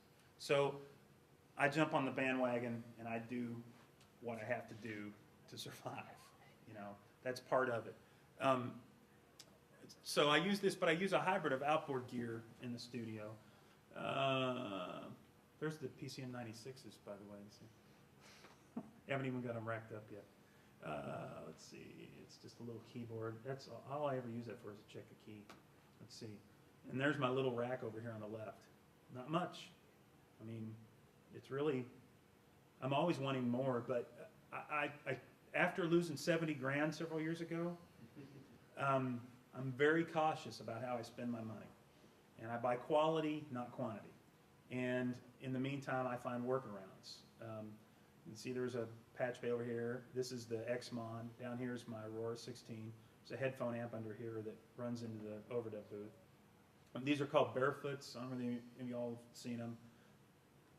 Amazing. Just, it changed my life. And that is not, I'm not overstating that fact. And I have never gotten a dime from these people, and I barely can get them to call me back, but I love their speakers. I think what aspect about them that changed your life? I was using KRK E8s for years. Of course, I wasn't mixing every day like I am now, but I got rid of them because I had a chance to sell them for a pretty good price. And I wanted something with some more bottom end. I went through 9 months of hell trying to find a set of speakers. And I popped these things up. The first mix I did on them translated perfect. It just worked for me. I take them to tracking sessions. They weigh 67.5 pounds a piece. And I've got a road case they go in. And so every time I go track, I got to take these suckers off the stands, put them in the road case, load them up, because that's the one thing on demos, clients aren't going to pay for my cartage. So I carry everything myself. It's a pain in the rear. So anyway, that case, and I've got ramps. I'm in Nashville, I drive a truck, and I push them up into the truck and, just kind of load them up. And this is, I just recently got into these PCM 96s. I'd been using a lot of plug-ins. I'd gotten away from some of my outboard stuff. I've got a Rev 7, a Rev 5, a MPX1. I've got a PCM 70. I think that's all I got. Now I got an SRV 330, and they're all sitting in a closet. I went all to plug-in reverbs. And one of the things, as I started getting some opportunity to work on masters, I felt like I was lacking with some high-quality reverb. And so I saw a lot of guys in the forums talking about these, and I picked up a couple, and I really dig them. Their FireWire integration is still not good, but they sound amazing. And then this is my entire outboard rack. I've got a pair of Martech MSS 10s. Primarily, the only overdubs I cut at my place are electric guitars, lead vocals, fiddles, mandos, and acoustic guitars. Whenever I need electrics, I rent a pair of 1073s or 1081s to cut the electrics. Everything else I cut through the Martechs. My main and favorite vocal mic that I auditioned several when I was working on Blake Wise's record earlier this year, which was co-produced by Mark Bright and a songwriter, his name's Danny Wells. And we auditioned about 30 mics for Blake's album since he was a new artist and nobody had ever heard him on tape before. And we ended up, thank God, I bought a Wonder CM7, if you all have heard of those. And it's a 47 copy, and it's amazing. Absolutely amazing mic. I tried the Telefunken version. I tried, the only one I couldn't get my hands on was a company called Wagner down in Australia, and they had a year waiting list, and I'm like, I don't have time. I gotta have something next week. So my vocal chain, typically, I'll go through a Martech, and I go into this, actually I go into this EQ right here, which is a mastering EQ, and I just add, usually, depending on the singer, most of the time I add about a half a dB at 15K, which doesn't sound like much, but it just kind of does this little tiny lift that just adds the air that I need on that mic. And then I go into this, it's a Purple Audio, it's a copy of an 1176, and then I go into one side of this Requisite mastering compressor, which is essentially an LA2A. The only difference is it has a feedback knob on it, which allows you to adjust tube saturation. So you can, what I like about it a lot of times, I won't even compress with it. I'll just crank that feedback knob up 2 or 3 notches and get it running through the tubes and transformers and that thing and print it back. I won't, and my compression will be just doing this. And then I've got my API and my Allen Smart right here. And then my EQ, and then I've got a Chandler. This is a badass compressor right here. It's called a Chandler Germanian, I think. I use it on snare drum. I'll show you my template here in a second. I have about usually I've got 1, 2, 3, 5 tracks of snare drum in a mix. And I'll explain in a minute, but it's kind of crazy. And then my Meek, which kind of just is my utility whatever guy. The only reason why I don't have more EQs in my rack is most everything I cut straight to disc the way I want it to sound. And the EQ I do use is sweetening, so I'm not doing a lot of carving. In the mixes, the EQs are usually a dB to 3 dB at most, one way or the other, up or down. And plugins have not let me down. And by the way, I've been using the SSL bundle for a long time, and I've finally upgraded to the Studio Classics. Squeeze things as much as I used to Color. grab some gack or get rid of some gack or add an edge or take it away. It's kind of my thought about outboard gear. But when I track it, I'm using a multitude of stuff. From, like when I'm over at Ocean Way, they've got a Neve, it's a V72, I think is the model. Not a big Neve V fan at all. Hate almost every one I've ever worked on sonically. They're not near as good as the 8000 series in my opinion, but there's one at Ocean Way that's 100% modded, all the buses and the master section. George Massenberg's company went in and modded this thing out and then did silver point-to-point wiring throughout the entire, and it is amazing. And so I cut through that over at Ocean Way, and then there's smatterings of other kinds of outboard gear like API pre's. I always cut my kick and snare through 1081s. It's what I like. They have a saturation thing that I can't get from, a lot of guys like APIs. I like how a Neve kind of rounds the transients off. I just like that in your chest kind of punch it gives a snare or a kick. I'm not cutting rock or metal. I'm cutting country music. So I'm using a lot of different colors when it goes down. So in the mix, I'm still adding colors with plugins, but they're very subtle. It's if I'm gonna get anything, it's the one plugin that I probably like the most is that Craneson Phoenix. I just love that thing. It's one knob and 3 buttons, and and you just turn it till something sounds right or doesn't. And I put that on electric guitars all the time, and I just think it's fantastic. That's my little tiny overdub room. There's the Wonder. We were just finishing up vocals on Lee Bryce's stuff that day. That's kind of looking out through my room. I've got a little patio out here. When I built the place, I wanted a lot of light, and I wanted clients to be able to sit out in the patio and smoke if they needed to. I didn't want them, and then just kind of a couch behind me, a little, refrigerator and some stuff. And so it's nothing extravagant. But Jay and I were talking on the way over here. He was driving me over here, and one of the things that a lot of guys, another mistake guys make in Nashville is they don't. There's a guy in Nashville. He built a studio in an outbuilding, okay, and if you're going to work at home and work by yourself, that's fine. But if you want to work with professional clients, I feel like you need to make them feel like when they walk in, they're in a professional environment. That's not only your approach, but it's the atmosphere you create. And it depends on your clients. I mean, you can look at those photos of when Jack Joseph Puig was was it Ocean Way? Yeah, it was Ocean Way out in L.A. And he had tapestries and candles, but I mean, it fit his clientele, right? That doesn't fit my clientele. They like a nice, clean, open feeling space, so that's kind of what I designed when I built my little room. And you know, I'd love to have 24 faders, but I have a hard time justifying another $10,000 or $12,000 to have 16 more faders. This doesn't have any sound to it. It's just a controller. You know, if I get rich someday, I might add another 16 faders. But right now, it serves the purpose. I can do every ride I need to do on 8 faders. I don't spend a lot of time with the mouse. It's primarily right there on the control surface. Let me pull up some flow charts that I do on sessions here.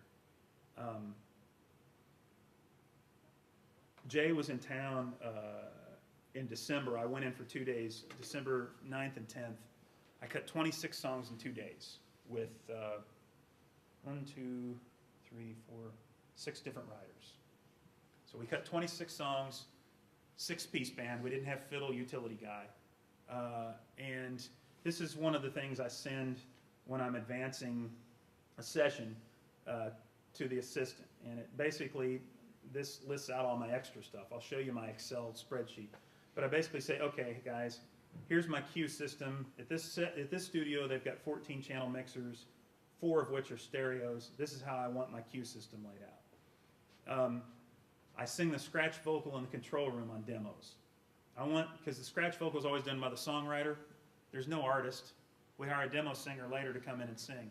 So I have them on a 58 standing right next to me 3 feet from the speakers in the control room. That's how we do scratches. It works better. They've got a mic. They're not trying to fumble for a talkback. They can quickly communicate to the guys out in the studio. He's right next to me. That way he and I can communicate. A lot of times singers will kind of fumble. They have a little trouble communicating their musical thoughts to the band. And that's where I step in. I'll interpret. I bridge the gap of the language for them. So having them in the control room. And then I just have a bunch of stuff. I put a Neve 33609 at that particular studio on the Q mix. Just kissing it about 2 or 3 dB, so their headphones have a little tighter feel. I do parallel drum compression with their distressors. I've got a mono snare compressor that's parallel to the snare drum with a 165A. I have a 480L set up on the console. I make sure that they give me an identical cue system right next to me. First thing I do when we start the first song, the headphones are on my head. I don't even know what's going on in the speakers. I'm listening to the band, and I'm making sure their mix is right from the very first note. Because my theory on that is, if it ain't right for them, we're never going to get the best track for the guy in the control room who wants to hear it like that. So my focus is always on the players first, on the client and the producer second. And I'm at a point now where everybody understands that. But in the beginning, sometimes I had to explain it to some people. But man, it's amazing. If the guys are hearing crystal clear, they play their butts off. If they don't, they kind of almost cop an attitude. They don't do as well. They never give you as great a track. So I always make sure I have an identical headphone system to what they have out in the studio. I make sure that every player has a talkback mic in front of them with a foot switch. And then that runs into the console. It gets sent to the Q feed as well to the control room. And then all of those mics are on noise gates and compressors. Reason being, I've got a limiter. It's actually a limiter on each one. Usually it's the console limiter.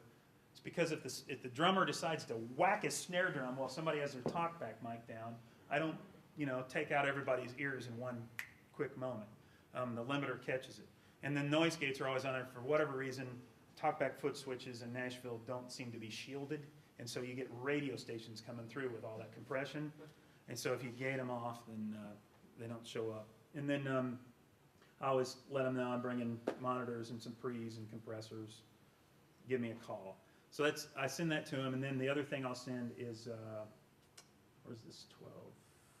There we go. I send a flow chart, which is pretty simple. My sessions are, it doesn't need to be brain surgery. Sometimes if it ain't fixed, if it ain't broke, don't fix it. But every session I try something new. I just don't try everything new on the same day. You know, I might, on this session, I pull out a new mic to put on the overhead, or I'll pull out a new mic to put on the acoustic, or I'll try a new pre. But I don't do 15 things at once. I don't have time. I got, 14 beady eyeballs staring at me, and I get one song to make sure the mix in the control room's right, and we're going red. And that's how fast it happens. So this is what I send the assistant. It basically lists the instruments that we're going to cut that day. Then I'll have a microphone section with choices. On this session, I was using D112 on the kick, 57 on the snare top, 451 with a pad on the bottom, 451 on the hi-hat with a pad, 421s on the toms, sub-kick, XLR out. I'd use 67s for my close overhead, C800 Sonys for my room mics. Had a Fit 47 kind of down in front of the kick, in front of the kit. And then I always, on these demo sessions especially, I bring in a percussion mic because the drummer doubles on percussion on the second pass. Once we nail the drum pass, which is usually take one or two, he grabs a tambourine, a shaker, whatever you call a lot of those, what those guys do. And so I'll have a 414 that kind of comes where he can grab it, gooseneck it up close and play. Or sometimes I'll use the overheads depending on what we want it to sound like in the track. Then on this particular day, I was working with a guitar player. His name is Jeff King. I found that his first amp is a 410 Marshall cab, and the tones that he uses usually a 157 and a 121 or 122 works great for that amp, and then I put a 57 on the other one. Nothing too clinical. And then those go through a pair of Neves with no EQ, no high-pass filter, nothing, just straight to Pro Tools. And when I show you his rig in a minute, you'll understand. It's not brain surgery. Then I always bring in a pair of B&K 4006s, put them on the acoustics. I cut them in stereo. I do them a little differently than most people. When the guitar player's sitting like this, I have one mic that's up here and I have one mic that's down here. And I'm back about a foot or so. Yeah. Real quick, I'm assuming these assistants have worked with you before and they know the positions that you like? I always adjust all the mics. Okay, so they just throw them in front? And Yeah, they get them approximate. They get them approximate. Like the acoustic, I'll walk in the acoustic booth and they'll just be both sitting there ready to be moved. They approximate the kit, and then I come in and I fine-tune everything. And I wouldn't do it any other way. I want to know that it's right. It's not that I don't trust those guys. I just, for my own personal sanity, it's got to be right. And one more thing. so, Do you yeah. have to pay for them too, Oh yeah, the assistants? yeah. They What do they run in Nashville? Ben is costing $20 an hour on demos. So my bill for one day, he did 2 days. It was $380 each day because he worked very long days. I'm trying to remember how many hours, but it was like $380 each day. So is that right? Yeah, it was like 19 hours a day. That's what Do he the worked. interns get to touch things I too? mean, what's that? I'm sorry, do the interns get to touch things too? Or Oh yeah. In fact, most of the studios, that's how the assistants get everything set up, is they have a night crew of interns that are there for that specific purpose. And that's where those guys get a lot of experience, because they get to see all of these different engineers coming through the studio that have their own setups. I mean, we all do it differently. Nobody does it the same. And that's kind of where those guys get weeded out too, because the assistants at the studios want to work with other assistants that they like. And so they'll go back and say, yeah, man, this one intern's just kicking butt. We should, when we have an opening, we should get this guy in. And so anyway, you can see it's not really too brain surgical. And then I come over here and I like in my Pro Tools rig, I like to have everything labeled with the names of the instruments. I don't like to look at numbers. That's for my assistant to worry about. When I look over at Pro Tools, I want to see kick, snare, hat, toms, everything. And so my input channels over there, I've only got 32 inputs available. So I break it down into this. It's bass, kick, snare, top, bottom, hat, racks, floor, sub-kick, overheads, rooms, 2 electric ends, because I sub-mix, you know, certain channels going down, acoustic, scratch, piano left, right, key left, right, B3, dobro steel, and then I always have loop tracks. We hardly ever use a loop, but the day that I don't have 2 channels for loop, they'll say, hey, let's put a loop on this. So, and then it kind of gets broken down because we do multiple takes on second and third passes. I usually end up with a lot of these tracks right here. Pro Tools out and on the console. So I end up with about 40 tracks on the demo session before we do vocals a lot of times. And these are just demos. I mean, it's crazy when you think about it. Yeah. To mic the piano.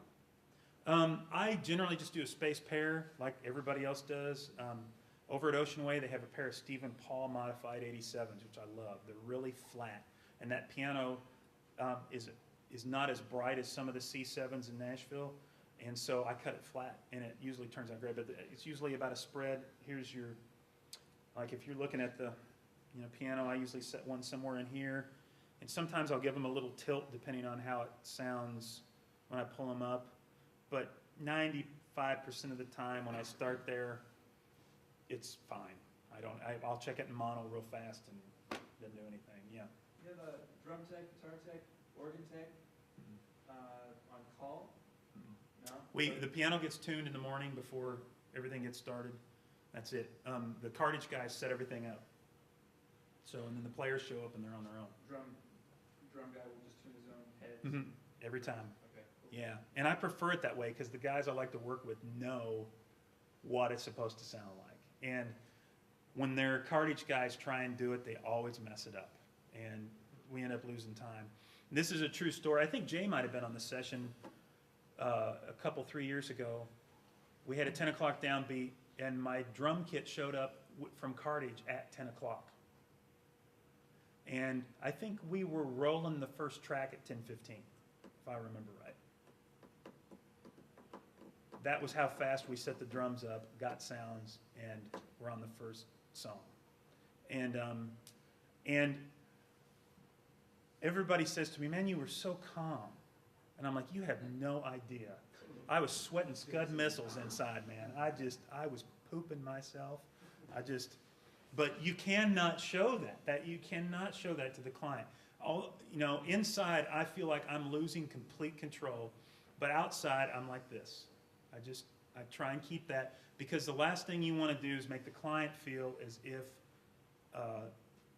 something else is going awry. They already know the drum kit hasn't shown up. They already know the steel player's late. They already know they forgot their CD with all their demo songs. The last thing they need is one more thing added on the pile. So my role is more psychology than anything when we're tracking, even when we're doing overdubs. Really, the only time I get to be an engineer is when I'm mixing.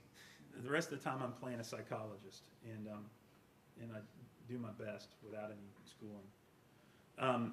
So that's that. Let me pull up some pictures of that Ocean Way session that I was talking about.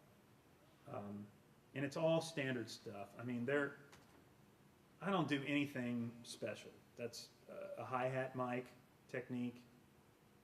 I like to point it a little bit away a lot of times. Sometimes I'll move it. If it doesn't sound right, that's usually where I'll start. I've worked with this drummer. His name's Dennis Holt. I've worked with him so much, I'm on autopilot. I know what his sounds are. I know where to place things. I know what I like with his kit. If somebody comes in I haven't worked with, I'll spend a little time experimenting. 421s. That mic's actually hanging further over the head than it looks in all these pictures. It looks like it's at the edge, but they're not. I usually probably come in, if this is the edge of the head, about that far. I like to get the middle of the tom sound and the attack. Another tom. Jay took all these. Snare, I barely hang over the front edge, and then I do a bottom snare mic as well. I can't tell, is that a Black Beauty right there? Dennis has got some of the most amazing tones. There's the under snare mic right here. Yeah. He does. kick mic. It's kind of hard to tell. I don't know. We cut a lot of 24-inch kicks, 26-inch kicks. No 20. You know, we do big kicks a lot, and I'm usually about that far off the head with a 112, and then I cut a sub kick. Honestly, in my mixes, I use a sub kick about 20% of the time. And usually it's in a section where I'm needing some bottom end. Most of the time, I get all the low end I need out of a 112. And that's the beauty of a 1081. If you've ever cranked the bottom end on a 1081, it just puts a smile on your face. You just can't. They're just wonderful mic pre's. And then a FET 47 out front. I call that my Ringo mic. I stole that from another engineer in town. But you probably get the reference. And lately, I change this all the time. Lately, I've been cutting a very tiny space pair on my overheads. I've been going for a narrower drum image lately. I've been pushing the instruments out and trying to get the drums, except for the toms, more down the middle, more aggression. So I've gone to less width and more in your face. And so the spaced pair has helped me achieve that. I used to cut them wide for a long time, and recently I just changed over that. We went back to what I did before. Can you go back one photo for a second? I can try. This one? Yeah. I just wanted to point out the cables. Oh, yeah. The organization in these studios is an absolute must. I mean, if anything goes wrong in the middle of a session, you have to know exactly where to go and take care of it extremely quickly. So if you got all black cables, you don't know which one to grab. But you can immediately see the orange one or the blue one. And we also have, a typical pattern, and everybody here probably does it for the most part. You know, kick, snare, hat, toms, overheads. That's kind of the typical setup. So as long as you alternate colors, it's really easy to grab something. And believe me, things go wrong all the time. I mean, it's constantly going on. When I was on the road, and then I taught at SAE for a short period of time, students would ask me, you know, they were asking me how much I got paid. And at one point when I was out with Tanya Tucker, I was making bank. And it was awesome. I mean, it made it very hard to get off the road, frankly. That was probably the hardest thing. Because I knew I was going to go back to ground zero, start my whole career over. And but I always told them, I said, I don't get paid on the road for when everything's going right. I get paid for when the first thing goes wrong. And it's so true. And I find that even our sessions, because of how quickly we move, the road thing helped me out tremendously. I'm Johnny on the spot. And one of, I think, my biggest assets to achieving solid work in town has been the speed at which I move. And I'm always trying to move like lightning. I'm trying to think one step ahead of everybody in the room. And that means listening to the music, listening to the vocal. If you're doing a guitar overdub, listening to it, and as soon as the player hits the first wrong note, hitting stop, going back, hitting play before they can even say, hey. And that's how we work. We don't talk a lot during our sessions. It's very mind-locked. And we're all very aware of what we're doing, and we have a blast. Everybody I work with is always laughing and having a good time. I mean, I can't think of a better workplace than that.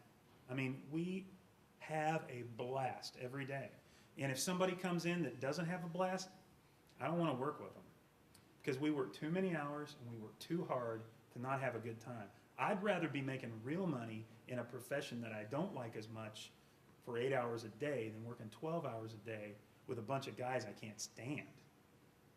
You know, so it's real important to have a good time. But anyway, back to this.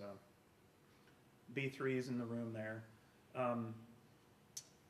First time I did this on this session, one of the things that was bugging the crap out of me is every time I cut a B3, I was always putting mics opposite. And the assistant, his name was Ben Harper, and I said, man, what's killing me is I get in these tracks from all these great engineers, and their B3s always sound better than me. And Ben goes, man, can I tell you what Chuck Ainley does? And I say, yeah, tell me what Chuck Ainley does. He says, this is what he does. See where the horn is on this Leslie? It crosses here, right? It's offset in the cabinet. So if you mic it like that, now you get a true equal stereo image of that rotor, okay? if you mic it on the sides, one side's always going to be louder and more, and the other side's going to be more distant. And every time I get something from one of those guys, I'm like, man, your B3 sounds awesome. What am I doing wrong? And my assistant showed me that little trick. And probably some of you guys know that, and you're like, man, you're a moron. But you know what? I just learned it. Why wouldn't one mic on the horns be enough? And why, so you're reinforcing that with another mic that's, I know the two horns are opposite, so you got the other mic 180 degrees on the other side of the cabinet. And so when the horns are swinging in position, Sure. both are hitting it in phase, you could say, in a sense. I Yeah. mean, not in the waveform level, but in the Right. envelope. Yeah, you're getting this. You're getting whacked at the same time now. How is that different than just One mic. up the one mic 6 dBs? I don't know. I just have to play it for you to really let you hear it. I don't have a technical answer because I'm not that kind of a person. It's just it's just a curiosity. I have mic'd B3s with one horn mic and one low end because I also mic the low end rotor. No, I saw the Yeah. mic on the low. Yeah. I see why there's a mic on the top and a mic on the But bottom. I like, in my mixes, I like a big wide B3 spread because it's kind of like a steel guitar. It's a texture. It's not a focus. To me, that's what B3 does in country music. So So you with, go to left and right differently? Those two mics are going. let me go up spread. there. Yeah, they're on each side of the cabinet. So you're going to have, let me see. So how you have it mixed? You're saying you wanted to spread. Yeah, left and right. So One one's mic's left. going in the left and the other's going in the. Okay. Uh-huh, All yeah. right. I think. Yeah, exactly. And then I mix, and this is the other thing I do. The bottom rotor, I throw out of phase. I cancel out the middle. It's my thing. I don't know. I started doing it and I was like, I really dig that. I actually throw it out of phase and I make it sound like crap. I know that sounds completely against all the rules. So like the crossover that it's. Yeah, so when it's doing this and that low rotor adds that bottom in and I bring it up and I throw it out of phase, I get cancellation. All of a sudden it's almost like hearing MS spread out. All of a sudden you hear this wide thing. It's not always canceling. It depends on the position. Right, exactly. Yeah, because they're both running at different speeds. And that's what's cool about it. It's like, it doesn't say, it's not like a loop, you know? It's an old Leslie cabinet. But anyway, yeah, that's just kind of how I do it, and I like how it sounds whenever I hear it. This is the console over at Ocean Way B. It's the V72. This is Ben with his back facing us. This is their outboard rack. They've got these pull techs here, and I've got the tube tech version. They've got some GMLs, some 1272, some Focus pre's that I never use because they always crack and pop. Just some API EQs here. They've got some 3124 APIs up here, and then these are the 1081s I bring in. You know, and then their outboard stuff. They've got you can't see it, there's a 480 sitting over here, and I pretty much use the 480 on tracking days. I have a drum verb and I have an instrument verb. I don't need any effects on the vocals. We have a 58 in the control room.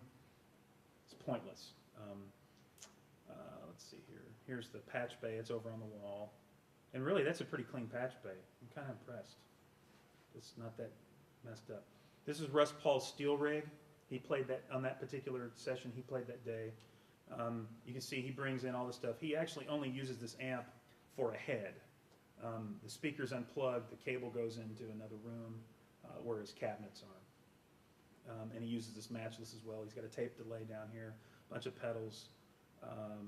Russ is a card. He's great. And then somebody at another session put on big verbs and, you know, gave him some smart ass. And then this one says, don't use this. It's an RNC, I think. I'm sure he uses it because it probably does something that's really cool. This is Jeff King's guitar rig. Actually, the second day we got rid of the Z and we brought in, there was a company that was wanting to sell them a new amp head stuff, so we ended up cutting a lot of stuff through the new heads and we got rid of the Z. Jeff, his tones are amazing. In town, some of my favorite tones are Jeff King, Kenny Greenberg. I work with Troy Lancaster quite a bit. JT Cornfloss has some of the most amazing tones. Brent Mason is out of control. I mean, you could put the crappiest mic in front of Brent Mason's guitar cabinet and you'd be like, man, that sounds good. It's just, their tones are that good. They're pros, and it makes your job so easy. And then it's pedal rig, and then you'll see over here, he kind of keeps some extra stuff that he'll pull out, and I don't really understand all this. I never pay attention. I think he's got a little switching system that routes heads, we've got, and that particular day, we made a big mistake, not on purpose. We were just experimenting. He brought a Leslie cabinet, a little motion sound rotor cabinet, because he knew we were going to be doing some kind of edgy stuff. And he said, "Man, can we try it?" So we mic'd up the rotor cabinet, and then we had his 410 cabinet, and we had his I want to say did he have a twin in there that day? I don't remember. He had just one other Fender. It was just a combo sitting in there, and had everything mic'd up. And Jeff said, "Man," he goes, "real quick," he said, "I'm working on the sound." And he had both his matchless 410 up and the Leslie. And I had all the mics up. And he's like, "Dude, did you hear that?" And I'm like, "Yeah, that's pretty cool." And he's like, "Can we work on that a little bit?" And I said, "Yeah." And so he ran out real fast, and we were getting ready to listen to the next song. And we ended up in the room mixing that Leslie cabinet right in the room with that matchless just blaring. And all of that mixed down to 1 or to 2 tracks in stereo. It sounded amazing. And I'm like, we need to do this more. This is just the coolest thing. And it ended up just being this big mistake that happened on the moment. And you guys got a free trick. So anyway, it was very cool. This is Pat McGrath's acoustic setup. He's also over here on the right. There's a whole other wall of acoustics and banjos. And he brings a resonator guitar and all that stuff so that we can, we've got, stuff to pick from. This is the bass player's rig. He's got it's a Tube Tech channel. I think it's MEC1A, and then he's got this pedal board here. His name's Mark Hill. This guy that day. Mark played for Keith Urban. That was his last country gig on the road. Before that, he was in a bunch of contemporary Christian act bands out on the road. But he's amazing. Just super duper guy too. That's a cartage guy. His name's Kerry. Super nice guy. He brings some of these guys' gear in. Kind of looking from the corner of the studio where the control room is over to the piano booth over here, the C7. That's Jeff King looking at me going, "What are you doing?" That's the new amp. What is that? VVT. We ended up using that thing on a lot that day. Sounded pretty cool. A little thick. Who built that great headphone mix box? The Tex at Ocean Way, years ago. Yeah, it's just a Mackie with a crown amp underneath. Right. Most of the studios in town use that or a 1604. Oh, the wood looks really nice. Oh, yeah. It looks nice, but they buzz. Really? Yeah, the only way you get them to stop buzzing is you take the lid and you smack it down, and it stops buzzing. So, tricks of the trade. There's Dennis Holt. He's the drummer. I am just the biggest fan of this guy. He is world class, and nobody knows it yet. And they will. He's amazing. He's a surfer dude from California, and just smokes. What did I do? Jay? This was, I think, the second day. This artist right here is Lee Bryce. I'm working on his record. This is the first single I've actually mixed for radio. Mixed it this weekend. It's not quite done. This is Kyle Jacobs. He and Lee wrote More Than a Memory for Garth Brooks. And Kyle and I and Lee were all great buddies, yeah. Can you articulate a little bit, what's the difference between the demo and the master? Because you put so much time into the demo. Was it just a bunch of different reverbs, or the type of reverbs, or multi-channel? Okay. What makes it different? You're going to love this. Y'all are not going to believe me. Probably. You might.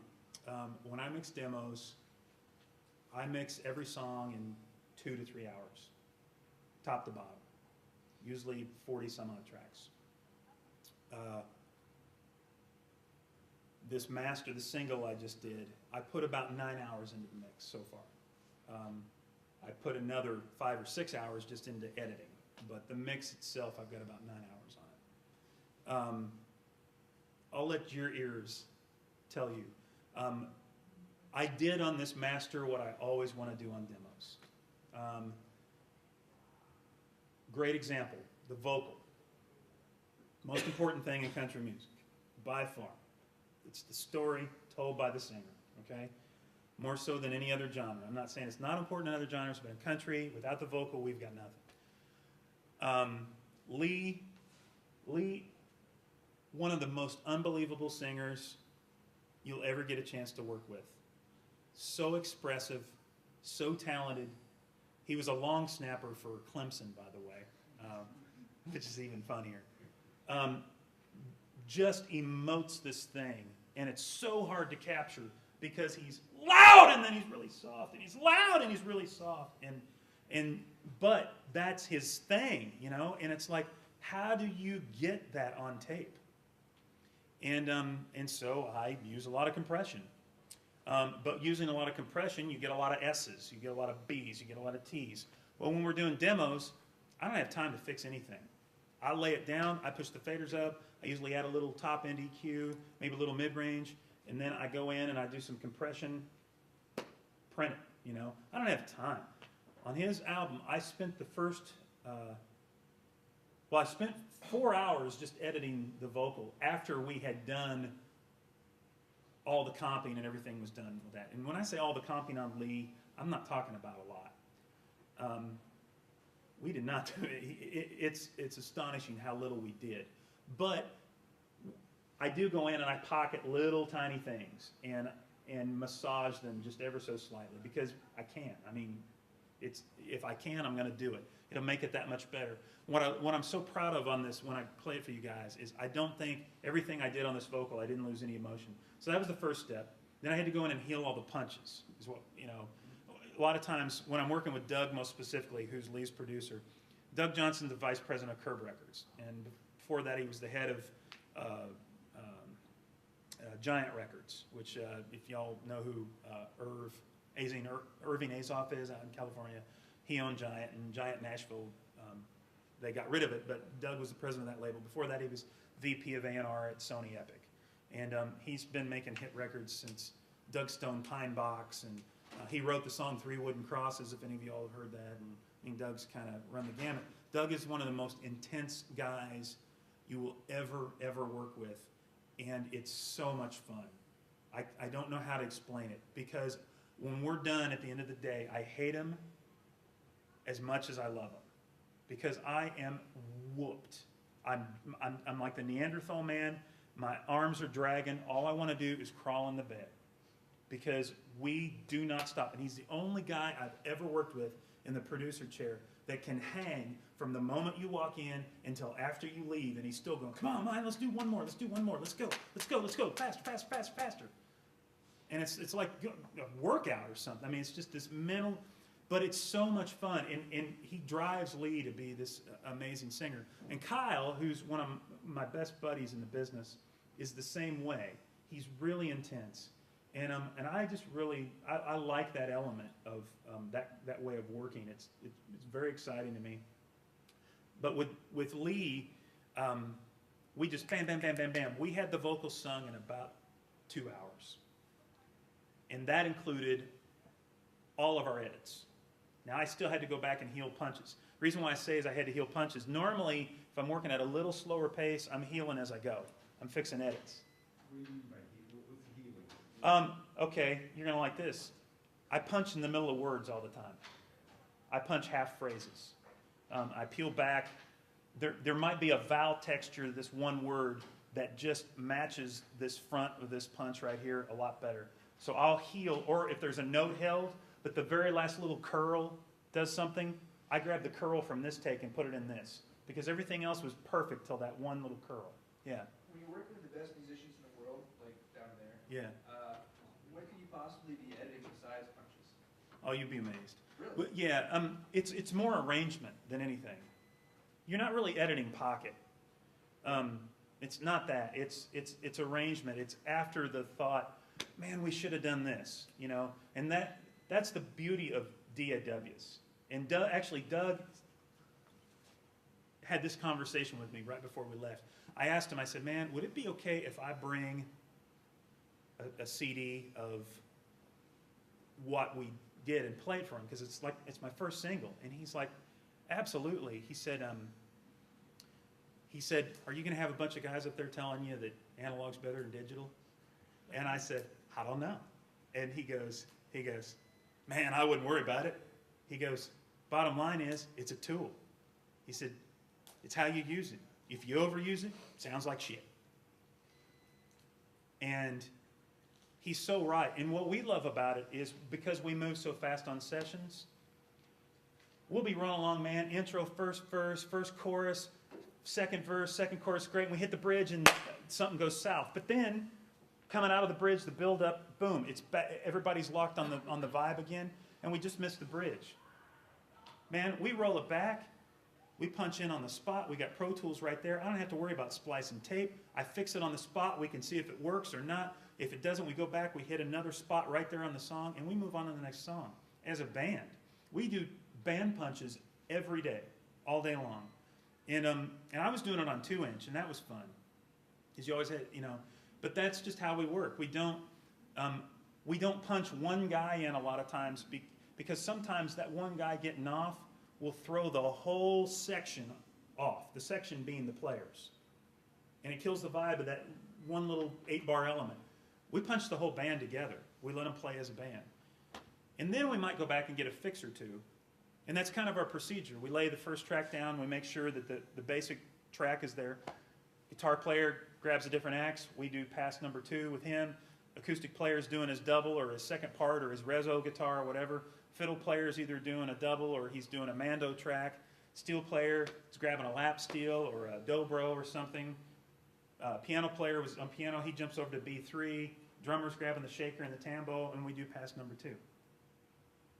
And guess what? In 40 minutes, we've cut the whole song, top to bottom. And it's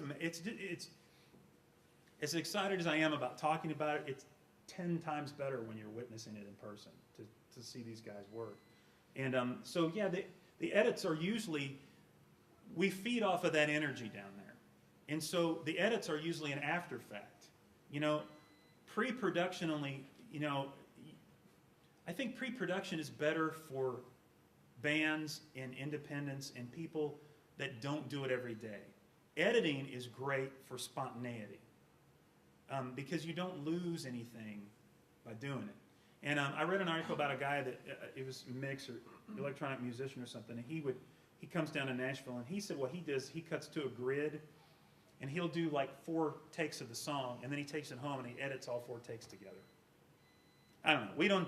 We don't do that ourselves, but his point being, since they cut to a click and a grid, he can find the glory moments in every track and pop them into the song, and then pick one master comp of the song, which in some ways is kind of cool because you're letting the band be the band and you're letting them just be creative. And they gotta play the click track. They gotta play. Oh yeah, we always play to a click though. Well, I Yeah, didn't know that. we don't always play to a grid though. I don't know what you mean by a grid. A grid means I'm generating the click from Pro Tools. Where were the other photos I was going to show you? You see a growing amount of women in Nashville in the engineering or production? Of that? Very little. Very little. And, I don't have a problem with it. I just don't know why. I don't know. I don't. And you see, not in the producer's chair, not in the engineer's chair. There was one pretty famous engineer moved up from New Orleans 2 or 3 years ago. And I'm trying to remember what her name is. And she did James Otto's last record. And she was a pretty big deal in New Orleans. She did like Sheryl Crow, Trina Shoemaker, yeah. And, but, I don't know. I haven't really heard a whole lot about what's going on. But she's really the only one I really have a vibe on. I think it'd be kind of cool if we had more personally. I mean, Emily Lazar, mastering. not in Nashville, though. Yeah. I mean, that's outside of our realm. There's not even a lot of female musicians. There's a few, there's more. There's a couple piano players, there's a bass player. I'm trying to think if there are any guitar players at all that play sessions. None that I work with. None on acoustic. Couple fiddle players that are female, yep. No steel players, but steel players are strange anyway. I mean, Andrea's on. I'll say that to the camera, 'cause they know. Huh? Andrea's on. Andrea's on, yeah, Lyle Lovett, and James Taylor, yeah, she's fantastic. She's a very radiant person. I brought some photos also of an orchestra session I did last year over at the tracking room. It was a 48-member orchestra. We ended up cutting like 52 tracks. It was for a pop project down in Australia that never got released, and I've never even got a copy of it. It makes me sick. Because I had like 26 string players on the floor alone, and I had a horn section, a brass section, I had a woodwind section, French horns, one room for timpanis, and a whole room for percussion. And then I had a harp player as far away from everybody as I could, around with a bunch of gobos. But we did it at the tracking room, which is probably not the most ideal studio to do an orchestra in because it's very dead in comparison to like Ocean Way A has a church. It's a sanctuary. The problem was this particular producer, when they called me to do this, wanted to isolate every section so he could do different versions of the pop mix. So he wanted to be able to put horns in this version for the release here and strings and horns in this version. And so he went, it's just all of these different combinations. So really the only room I could go to was the tracking room in town. So I had to sacrifice getting that nice big room sound on the strings for isolation for mix purposes later on down the road. And you find a lot of times you make a lot of compromises. But anyway, this is looking from the conductor's point of view, and that's a tracking room. The room is about the size of a gymnasium, if I had to describe it, in terms of length and width. And there's, let's see, 1, 2, 3, 4, 5 ISOs across the back and then the main floor. And all the ISOs are huge. It's the only way to describe them. That's just kind of looking out at the string section. Let's find some better pictures here. That's kind of looking, there's the control rooms right here. The podium for the conductor. I did a Decatree on that session with some M50s, or M150s, the new Neumanns. I had Neumann send us some, and they didn't have a Decatree, so I had to create one with 3 Atlas stands, but it worked pretty good.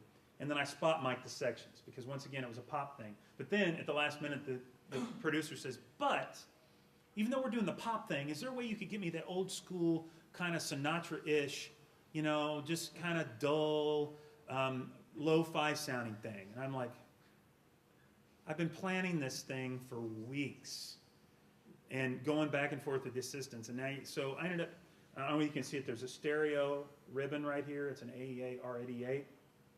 And then I used some Coles mics around the front to just kind of get some overall vibe, but most of it came from the R88 for the old school sound. And actually turned out working really nice. And then, let's see, this is where the horn section was. It's usually the piano room. Had 4 trombones across the back and 4 trumpets across the front. Each trumpet player shares a 121 here and here. And this is a talkback mic. Headphone system in each room. And I had to figure out how to get 52 sets of headphones out there. They use these Mackie Onyx Q systems with the D5, so I had a bunch of Crown amps bought in, and we would section the mixers off to an amplifier in each room. So I brought a bunch of amps in, then daisy-chained a bunch of headphone boxes onto the amps, and then the first chair would have control over the room mix for that their particular stem. So in string players, I don't know how many y'all do string sessions, they like a split mix, okay?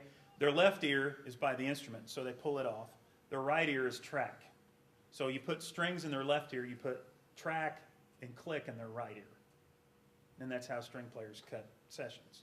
So they do a split mix, so you have to have one for the strings, and I mixed that right off the console. Let everybody else fend for themselves off of stems out of Pro Tools. I just created, I created a brass stereo stem. I created a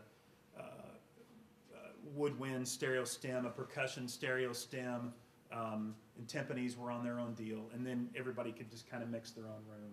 It was quite challenging. When you need a particular piece of equipment, like you said, the 150s, Mm-hmm. is that something the studio would buy, the So whoever's paying for the sessions? Whoever pays for the session rents it, and I always get it cleared. You know, demo sessions, it's pretty hard to get rentals because the budgets are so tight. For something like this, I think they told me that they spent $28,000 in one day on a 10 and a 2. We did 2 3-hour sessions. It was 28,000. I was just like, and when they told me that before, I said, why couldn't you told me that after this session? Because, and then you could see there's monitors in each room. We put the conductor up on the monitor with cameras because not everybody in the section in the ISOs could see him through the window. So we had a multitude of those going on. This was the woodwinds room. We got some 414s up front for the altos / fluty clarinet guys. And then back here were the tenors and baritone. I had a pair of C800s and a M149 back there for those guys. And then a talkback mic and headphone for them as well. French horn room, we only had 2 French horn players. We doubled all their tracks so it sounded like a larger section of French horns. And I just cut them with an XY pair of FET 47s. You know, when you make a French horn, they get that bell that blows. So I almost always try and isolate the French horns because they're just obnoxious. And they sound amazing, but trying to control them is difficult. And then let's see here. Then the timpani room, all timpanis. Looking through the timpani room to the percussion room, and both of them could see the monitor of the conductor in the other room that way. This looking from the timpani room across to the woodwind and then the brass room over here. The percussion room with the monitor, then all the percussion toys on the day, and there's the string section. Let's see, just more pictures of them. They got samples to do all this now. Well, that was the interesting thing. And it's funny because it never got released, but this record company's philosophy was they wanted to do things different, and they wanted to go back old school. And it never got out, so maybe they didn't do the right thing, but it was a lot of fun. I mean, it was amazing, just the energy that came out of that room. And that was the biggest orchestra I had recorded for a multi-track. I actually did a few years ago a thing for PBS where I had the full Nashville Symphony. I had a 8-piece rhythm section. I had a 40-piece gospel choir, 8 singers, and then Patty Austin came in and she was the lead singer.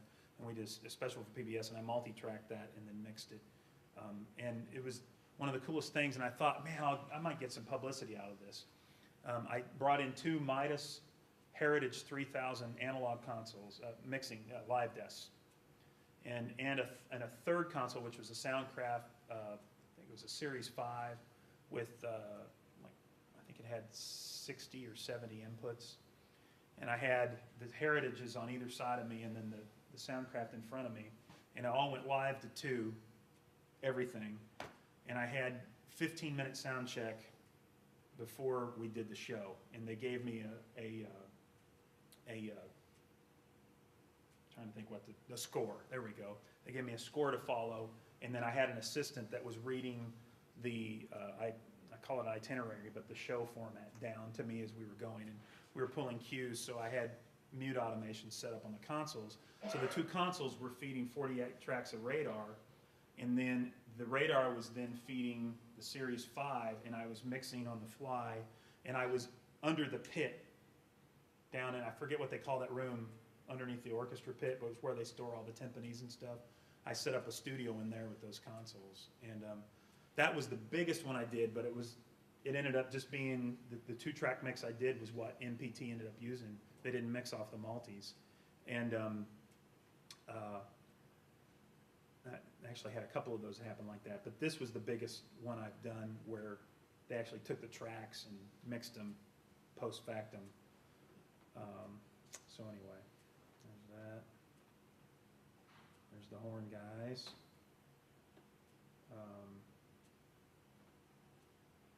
Harp player. Notice where the mic is, Tony? We were just talking about that last night. Where the sound of the harp comes from, it's out in front of the scoop. And A lot of times people will try and mic the strings. It's really, yeah, it doesn't do a whole lot. It's cute, I guess. And then there's me needing to lose weight. This is Dave Sally. He looks like he's 12, but he's actually 35. I love that guy. He's awesome. And he, on that particular, I always run Pro Tools. I do everything on my sessions. On this session, Dave ran Pro Tools. There was just too much going on. Oh, and orchestra procedure, by the way. And we even do this on our demos and masters in Nashville. The player always keeps track of their mistakes, and they call out what it, hey, I need bars 3 and 4 of the turn. And so as we follow the chart down, I get numbers on every line, so I can position the transport 4 bars or 3 seconds ahead of the punch. Then I hit play, and you pop in and you pop out. Well, on an orchestra session, it's even more complicated, because I can approximate with Nashville session players, because they know, as soon as they hear the chord, they know where they are in the song. Orchestra players are reading notes on a page. So the way you punch an orchestra, which we did a lot of, is you have a score. And you've got a conductor, you've got a principal, which is always first violin, and then I've got the producer and artist and all of their posse in the control room. And so what you have to do for punch-ins is you tell the principal how many bar cue you're giving them. So with Pro Tools, it's wonderful. If you can, you do it on a grid, because it makes punching in wonderful. But a lot of times you can't, because of the way the track was recorded before it's brought to you. So you have to use numbers.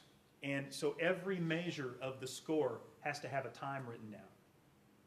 Well, if I'm busy working the orchestra, especially in the beginning of the day, I don't have time to mess with Pro Tools. I need another guy that's strictly working numbers. And then when we go to do the first punch, principals say, hey, we need to grab bars 86 to 92. And then I'll look at Dave and I'll say, how many bar cue? And he'll say 4 bar cue. And I'll go, you'll hear from bar 82, 4 bar cue. Then I hit play and I punch them in at 86. That way everybody knows where they're at. And if I start it 1 bar early, the orchestra crashes. And I'm not kidding. They look at you like you're the devil. So they're so serious. It's like there's no laughing on an orchestra session. They're all they hate you. They're like, I hate my job. I don't like what I'm doing. I don't understand. And they're not funny. None of them joke with you. The principal is always, wow. It's just, but they're so serious. It's just, and you just find out.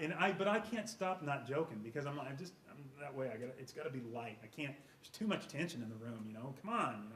This is music. But I realize there's a lot of money being thrown around, and so it's kind of scary. So Dave's job that day was to do this. The interesting thing about that session, though, and even string sessions when I do them, I get one listen down of about the first half of the first song, and then we go red. So how do I get sounds of an orchestra in 2 minutes? A lot of times you can coax the principal into giving you 8 bars of each section, which I did on this one. But once I got 8 bars of each section, and I didn't even really need that. I needed about 2 bars of each section. But how I did it was it was all based on gain. It was not based on EQ. I started with everything flat and got gain structure.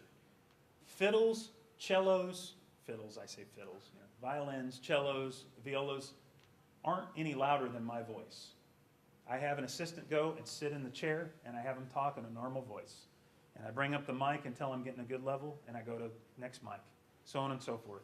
That's how I get an orchestra sound, with the human voice. And I can always check the percussion ahead of time. In the horn section, I have them take a snare drum in, stand about 3 feet away, and smack the snare drum, because horns will blat. It tells me about where my levels are going to be. Woodwind section, it's kind of in between. I'll have them yell, and it kind of gives me what I need. And then I mean, I immediately have sounds of. And then when they give me that first half of that song and they're rehearsing the spot, I'm tweaking the crap out of it. I'm all over it, just little subtleties. You know, I already know where I'm going to put high pass filters on everything. That's just experience. But the only thing, I might need to add a little top end here, a little top end. But hopefully the mic selections I've made, gain structure is all I really need. And that's how I get an orchestra to just happen like that. And it's really, when you stop and think about it, it's just a lot of, it's thinking about the instrument and common sense. What does it sound like? And I liken strings to the human voice. So that was that session. So am I forgetting anything, Jay, that I was going to talk about tonight?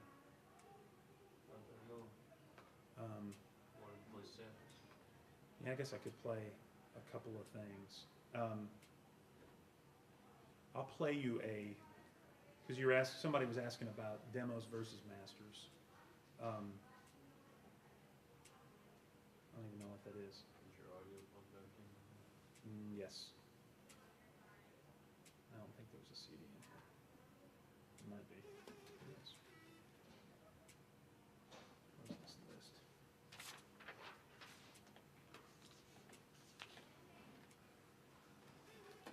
I'll give you just a couple snippets of some demos, and then I'll pop in a master real quick. And the one thing you're going to notice real quick is the demo is going to be a lot louder. It has to be. What's that? No headroom. Yeah, on some of them. Huh? Yeah. Oh, yeah. Good old Charles. Charles died. Let's see. Find a couple of demos. What is that one? 7, 8, 9, 10, 11, 12. Good Lord.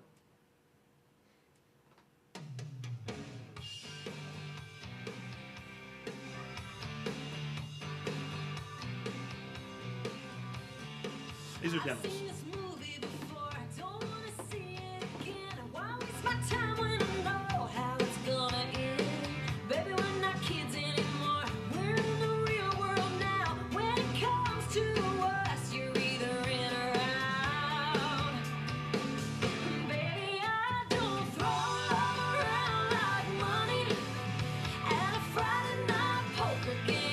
Okay, so there's enough of that one. I'll just play little snippets. Each of these I probably mixed in about 2.5 or 3 hours, so cut me a break on. Is that the singer singing at the 58 in the... Oh, no, that's the overdub. That's on my 47. And this is country. I cut this in mid-December, so this is kind of where things are going.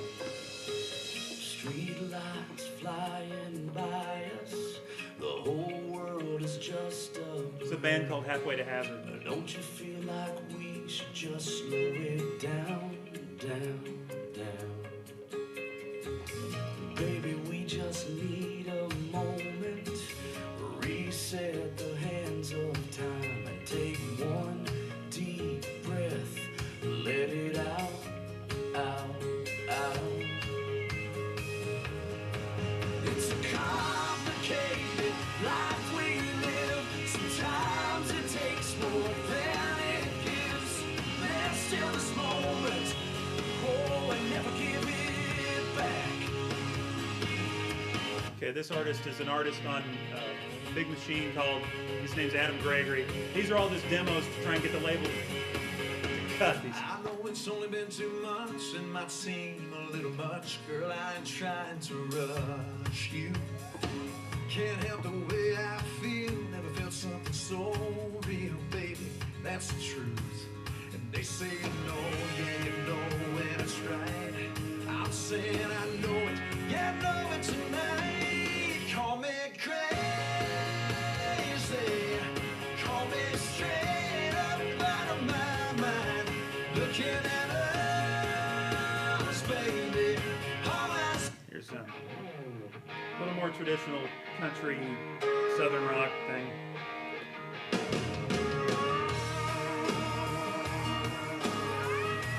This is a demo singer.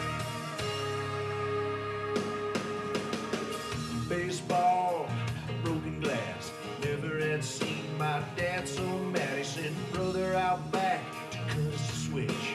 When we tried to blame it on the neighbor kid, he said, boys, you've been told 1,000 times it don't pay to tell a lie. Then he turned our hide. It was tough love, that's what it was. Used to think that it was hard on us. Said, boy, you're gonna have to take it like a man. Somewhere down the line, I know you'll understand this tough love. This one right here, you were asking about, you know, the odds of getting a song cut a while ago. This song right here, we did last week. I didn't cut these tracks, I just mixed them and I did the vocals. But it was written by Tom Shapiro, Tony Martin, and Martin Essler, who are all 3 serious hit writers. They cut this track specifically for George Strait. So you want to roll the dice. This is, we cut it, it's a country shuffle, a slow country shuffle, and it won't play.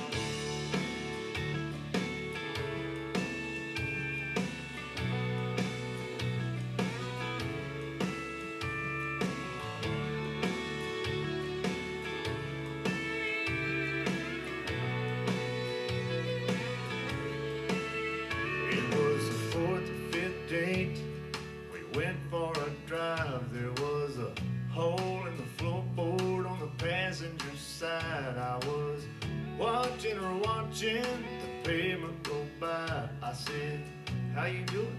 She said, I'm having a good time. And I thought to myself, now why would she lie? No, it couldn't have been my car, I had no money. It couldn't have been my name, I was nobody. I wasn't going anywhere, but she was with me anyway. And that's how I knew she loved me. And I don't know whether y'all have heard George Strait much, but I mean, as far as feel and idea, they nailed it. And who knows? It's still hard to get a George Strait cut no matter what your name is. But and this last one we specifically cut for Kenny Chesney to listen to. So I did this one in December. Mixed it last week. They say don't drink the water south of border towns, but that sun keeps getting hotter, and I need something to cool me down. So I found a cantina on the edge of a white sandy beach. Now I'm drinking margaritas, and it's not even 3. I'm living in a Mexicoma, smelling that tequila aroma. I don't think that I'm ever gonna make it back home. I'm hypnotized by the salt in the air, the senoritas with long dark hair. Reality's calling, but I... So anyway, tailor-made for Kenny Chesney. And that's an interesting part about the songwriter side of the business too, is you see guys come into town, and actually Kyle and Ben and Lee, some of my best friends, are these guys I'm talking about, and they want to change the world, but you can't do it overnight, you know. But what you do have is you have artists like Kenny Chesney that you got to write. If you want a big cut, that's how you do it. You write it like that, and there's a certain mindset. People think that those songs are simple, and I say to anyone that says that, write one. Simple is always the hardest thing to write. And it's amazing. Jim Collins, actually, I didn't play one, but Jim Collins is one of my favorite writers right now, and he writes a song like he was talking to you in conversation, and somehow it just comes across. And I don't know how he does it.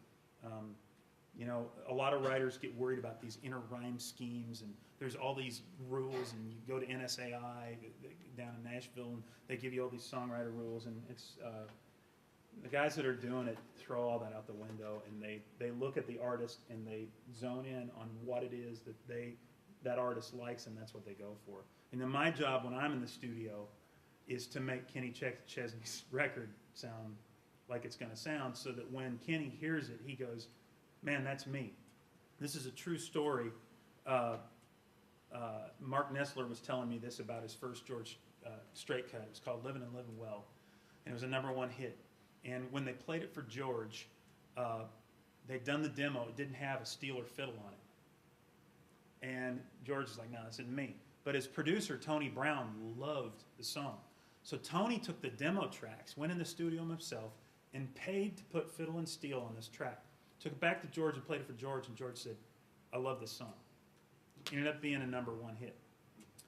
And, but George couldn't hear through it because it didn't have steel and fiddle on it. And that's the reality. So in some cases, there's this fine line. Do you just write a great song and hope somebody picks it up? Or do you focus in on your market and, hone in on it? Same thing with the mixes. Do I just do a generic mix, or do I listen to the Kenny Chesney record that just came out prior to what he's going to be putting out and study that a little bit and try and pull in some of those elements on this pitch? Because they're demos, okay? And then this is the master. You might have to turn this one up a little bit because it's not going to be, we'll see real quick. Can we hear them both, the master compared to the, or next to the demo? Yeah, I know how I can do it. One sec. I'm going to have to restart the computer, though. You might want to mute. In fact, I thought maybe somebody would ask that, so I put them in WaveLab. But I have to go to the PC side. The dark side? In the dark side.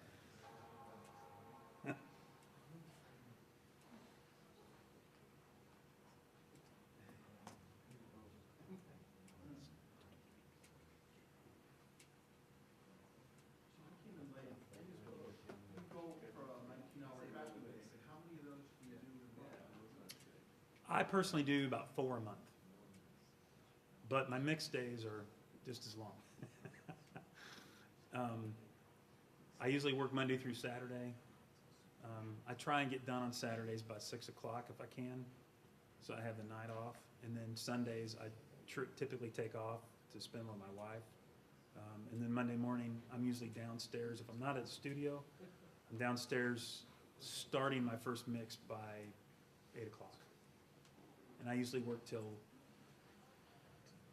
I always work until 8. Sometimes I work until 10, 11 o'clock, depending on what I need. Most days I mix 5 songs when they're demos. But in the tracking day, you made 15 songs, 3 5-song sessions. Yep. Mixes take a little longer. But I mean, still, I think 2.5 to 3 hours. I don't think I can get any faster than that. But the problem is, Jay and I were talking about this, and I don't know how the way charging goes exactly in other areas except for Nashville. But Jay and I were talking a little bit about rates up here and what people charge, and I was kind of shocked because it wasn't very much in terms of what we make in Nashville, but it was kind of backwards to the way I charge and work. And what I found interesting about it is, and I'm not, I can share this on the demo scale, I charge $200 a song to mix. My studio rate for me in my studio is $75 an hour. But I do a flat rate to keep publishers in check. But my rule is if we go over 3 hours, it goes back to an hourly rate. So if we go 3 hours and 15 minutes, they're getting charged $225. And that includes mix approval time as well. And they're all aware of it. Most of them don't care. They'd rather go hourly. If it takes 4 hours, they don't care. But some publishers want to keep it in check. But what I found interesting was, as I was looking up some of the mix rates in other areas around the country, the per song was like $400 or $500 a song, but the hourly was like $25. It was completely backwards to what I do. I'm not saying right or wrong. I just found it interesting that it was that way. But how I do it, if you can mix 5 songs in one day, that's $1,000 day. That's great. I don't always do 5. 3 is my golden number, but it just doesn't work that way, unfortunately. I have some clients that are willing to let me do 3 a day, and those are the fun days. So, okay, so this is a demo, and this is a master. Your compression's amazing. Yeah, and actually, it's blown up a little bit too much. Where's the little guy on here? Hang on there. Let me bring the waveform down to reality.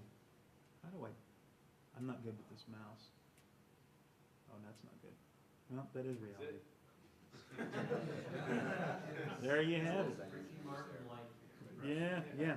But it's actually limiting.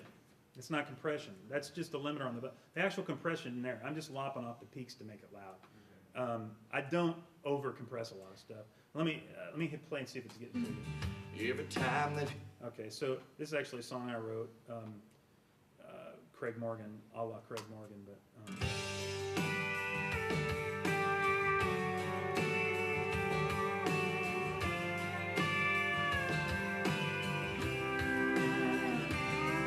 5 days a week on my way home, driving down Horn Tavern Road, there's an old man rocking on a porch of an old shack.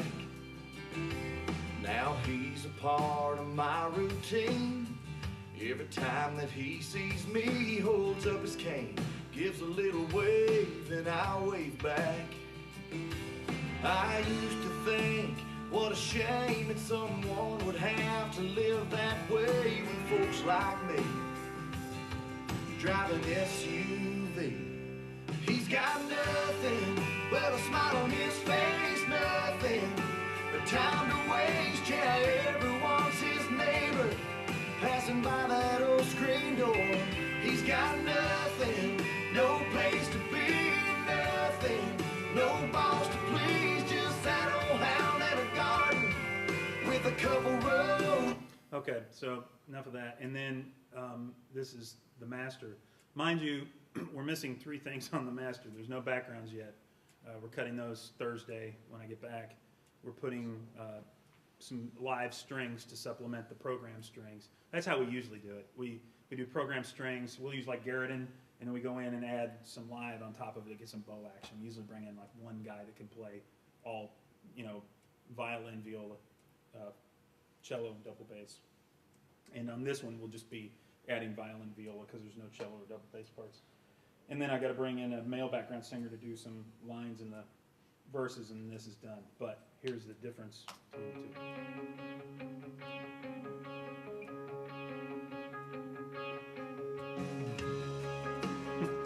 Significantly softer. Go ahead. Yeah. Oh, yeah. And well, here's a. Yeah. You can definitely hear the difference. And the other thing is, it's not as bright.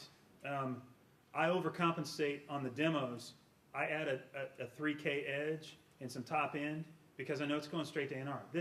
The demos are never going to be on radio. They're never going to be on a CD. They're only going across an A&R desk. That's as much glory as I get. That and a paycheck. So it has to hit them from note 1, and that's the whole point. On a master, I got to think a little deeper than that. So I don't even know whether you guys will, I hope you can hear the difference in these mixes, but 9 hours versus 3. But you can turn it up now.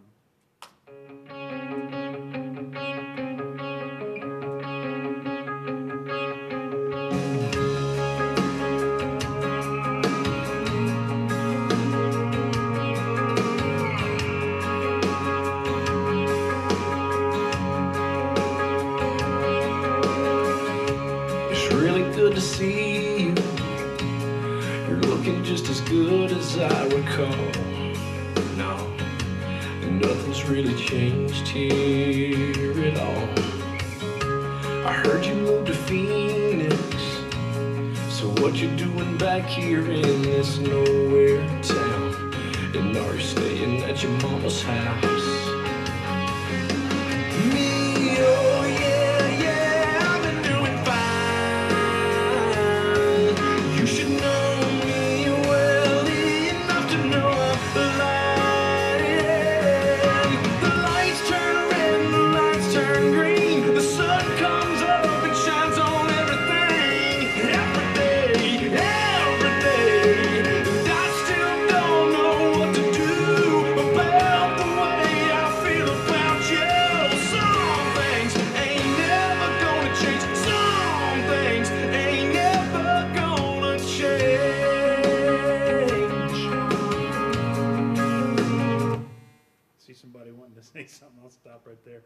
You want to? Oh, okay. I'll continue then. I want you to hear the whole thing because it's interesting. Some of the weaving in and out of the.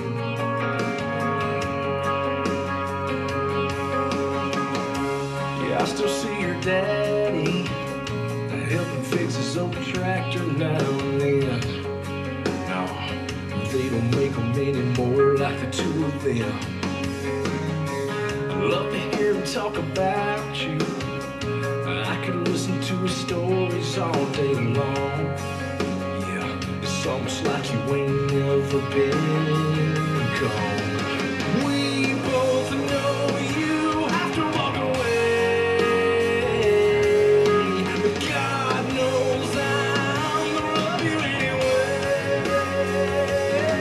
If the lights turn red and the lights turn green, the sun comes up and shines on everything.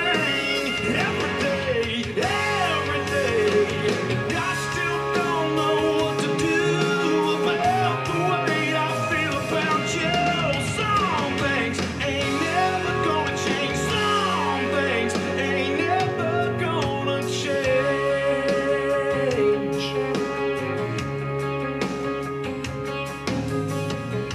It's really good to see you. You're looking just as good as I recall. No, nothing's really changed here at all. So, I hope you could hear a difference in the two. Otherwise, my work was really not worth it. The vocal is the big difference, I think. I mean, the track is obviously bigger too, but the vocal was a lot of finessing, tons. And I told you how this guy sings. Once I went in, I melodined this vocal because I did not want him to be totally in tune. He has moments where he sings sharp and where he sings flat that I wanted to keep because it sounds right to me. And also in Melodyne, it allows me to take little words and phrases and amplitude them because you can't do that in Pro Tools like you can in other software programs. So I went in and amplituded in Melodyne. Then I dropped it in. And typically when I start a mix, I throw the faders up. I get just a vibe. Mute all the instruments, I start with the drums, then I go to electric guitars, then I move to acoustics, then I go back, I drop the bass guitar in, then I add keys and steel, and then I drop the vocal in. But then, at that point, on the vocal, I stop and I pay attention to it. And the first thing I do is I ride the vocal with the fader through the whole song, every tiny word I can. I'm backing up a lot and grabbing stuff, but it's still not where I want it. So then, from that, I've basically got a roughed-in vocal. Now I go in and I write all my instrument tracks. And sometimes it depends on the backgrounds. The backgrounds are real important. Let's just kind of take the track so her voice can be that edge that the guitars would normally be, and they sit back in the bed a little bit. But once I've written all the instruments and done what I call their rough ends, then I go back and I take the trim tool and I adjust little words and phrases. And by the way, before I'd even done any of that, I went in and auto-de-essed the vocal because he had a lot of going on. And I did round one and I printed that track. Then when I mixed it, I went back in and put a de-esser in Pro Tools and I automated the de-esser. And I don't just mean I turn it on and bypass. I automate the threshold, I automate the frequency, and I automate the depth of the de-essing on every syllable that pops out. Because if you just set it on one setting, there are going to be certain words. And the secret to Lee's vocal is he has that thing, and it's just, you know, and if you just turn on the de-esser, it's a compressor, really, right? It kills it. It gets rid of some of those moments. So if you go in and you automate that de-esser and you just kind of tuck those spots, it's amazing. And then once I did that, I had to go back and readjust again some of my rides with the vocal to get it, you know, to kind of do its thing. And so it was a lot of work, but it's a lot of fun. I wish I could do that more. Yeah. You talk about some of the maybe they're new engineering trends down there in Nashville, for instance, and maybe it's because I don't listen to a whole lot of country. Yeah. The drum track just sounds like way more punch me in the face than Then old school country? an old school country. It's like a reverb or two away from Austin hardcore. Yeah. You know, it's like, really, it's crazy. You're hearing it. I mean, that's kind of the trend. Are there other things going on? Oh, you want me to pull up the mix template? You guys want to see my mix template? I mean, I know I'm kind of probably taking a lot of time, and I don't want to. Reboot again and go Huh? back to, What's that? you gotta reboot again and go back to. Yeah, I got to go back to the other side, but I could pull up a mix template and show you exactly what I do. I mean, I'm not ashamed. Might be a little bit embarrassed, but. You know, one of the interesting trends is there's only a few guys that are mixing the hit records. Justin Ebank works on an SSL still. That's what he's doing. And there's a few key guys that are, Chuck Ainley mixes on an SSL. Steve Marcantonio mixes on an SSL or Neve. George Massenberg mixes on Icon. I'm trying to think through my guys. Ed C., who, by the way, Ed C. cut these tracks. I had nothing to do with them. Phenomenal tracks. Just, and Ed typically mixes in Pro Tools now too.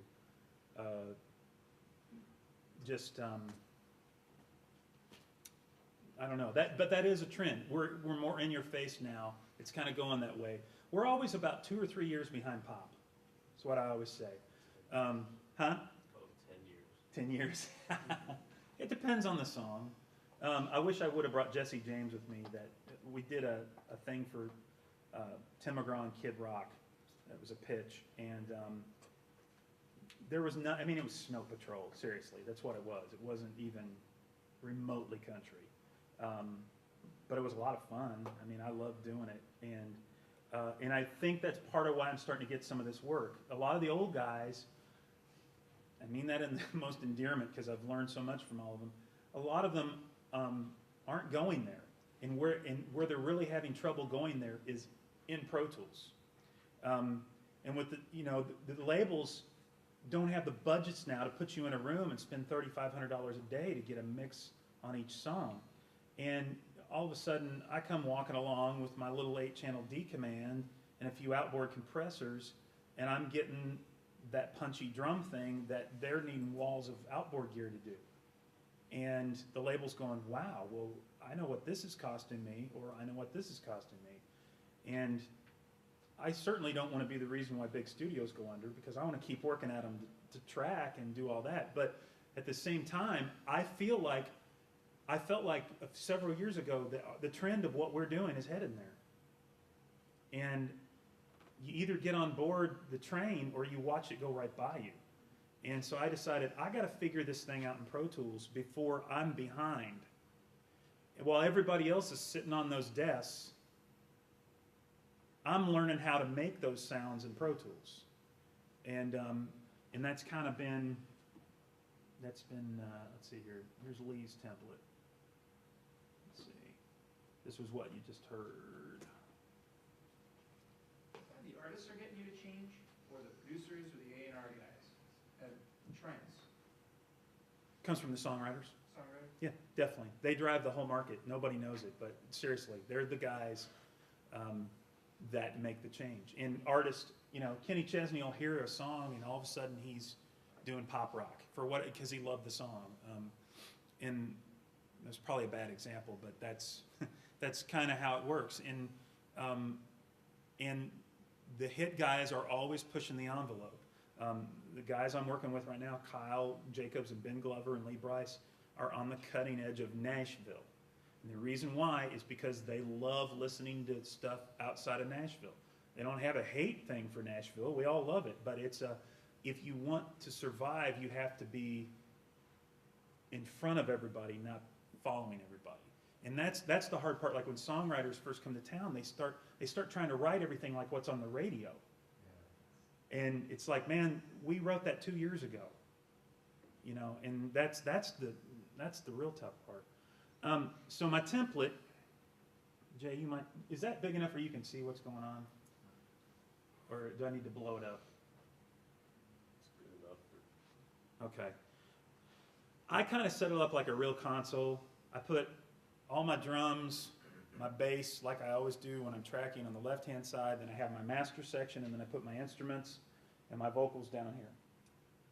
And I always, used VCAs on an SSL to do my bar instruments anyway. It's always kind of, so you could sit in the sweet spot. But the beautiful thing about Pro Tools, I don't have to move. I'm right there all the time. So starting down the line, I've got all my bass and drums across here. So it's, you know, kick, and then I do a kick trigger track, which I have engaged. And what I do there is I just double copy the kick track, take the waveform, shift it to the left 20 milliseconds, then I do a side chain to a gate on the kick right here, and then I key the gate, so it opens up just a hair before the kick enters. And it allows me to kind of get most of the time I don't use one of those, but I didn't track this particular song.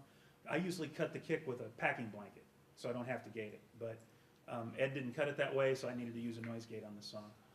And on this particular one, I used a Renaissance compressor and a Renaissance EQ, and then into the gate.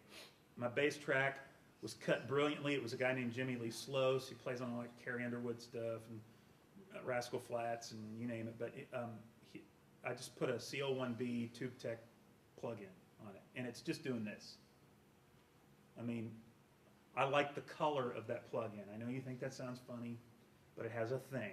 I can't even put my finger on it, but when I take it out, it sounds different. So I put it on. My snare, I use two different reverbs. One is my PCM96, number one, and the other is I've got the Sony plug-in set. I use a Sony reverb. It's a plate setting that I kind of custom tailored for snare. Almost on everything I use it. Sometimes I use more, sometimes I use less. On the song you just heard, they kind of wanted that late 80s rock sound. And so that's what I did. I put a lot more reverb on that snare than I typically do. A lot of times I'd go more for just a liver, more in your face room sound. And depending on the room we cut in, I sneak that plate in just enough to give it that thing. On snare top, on this particular track, you can see all the plugins I've got inactive. Those are the ones I will typically use and I choose between.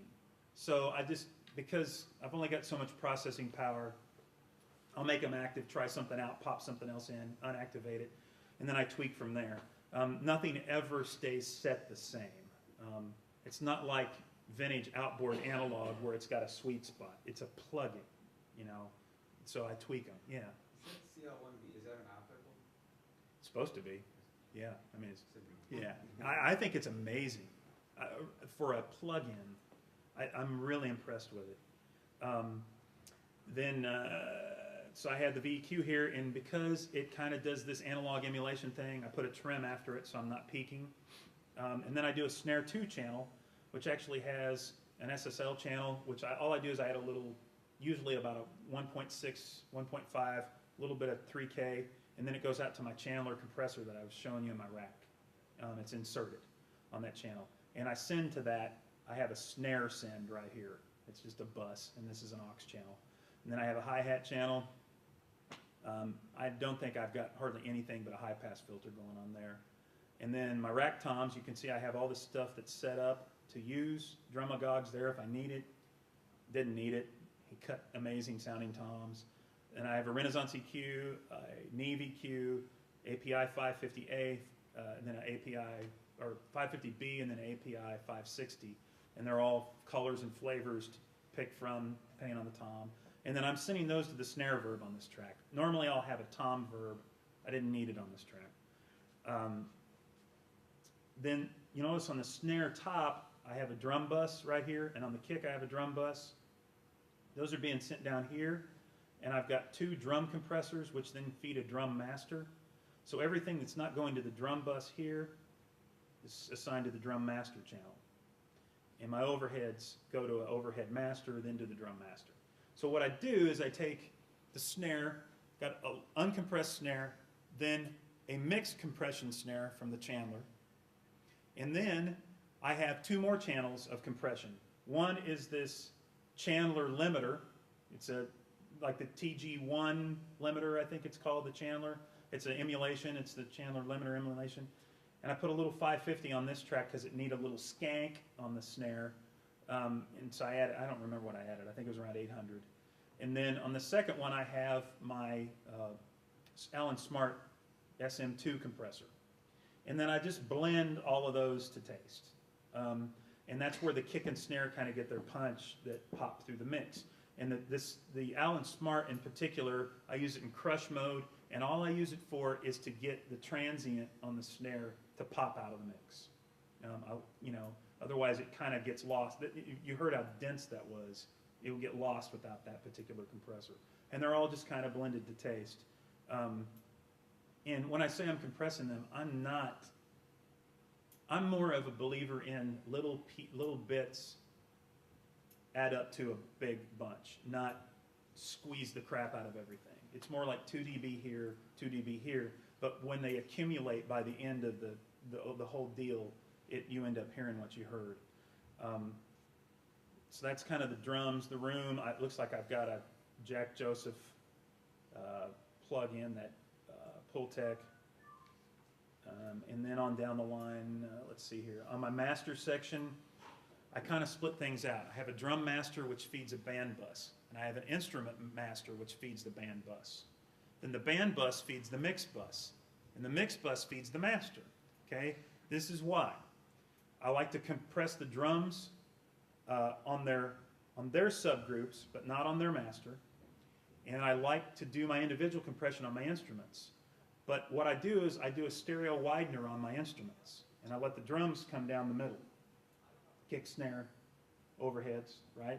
So I spread the instruments out. So that's why I have an instrument bus. And one of the things I've been playing with lately is an MS technique.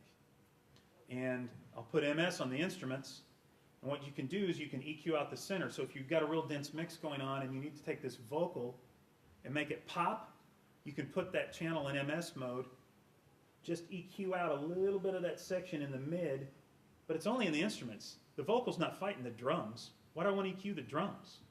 Right? So I just do it on my instrument bus, and then I blend the instrument bus into the band bus with the drum master. And then on the band bus, I have my API 2500. I use a 2-to-1 ratio. I kick it back about 2 to 3 dB on the highest peaks.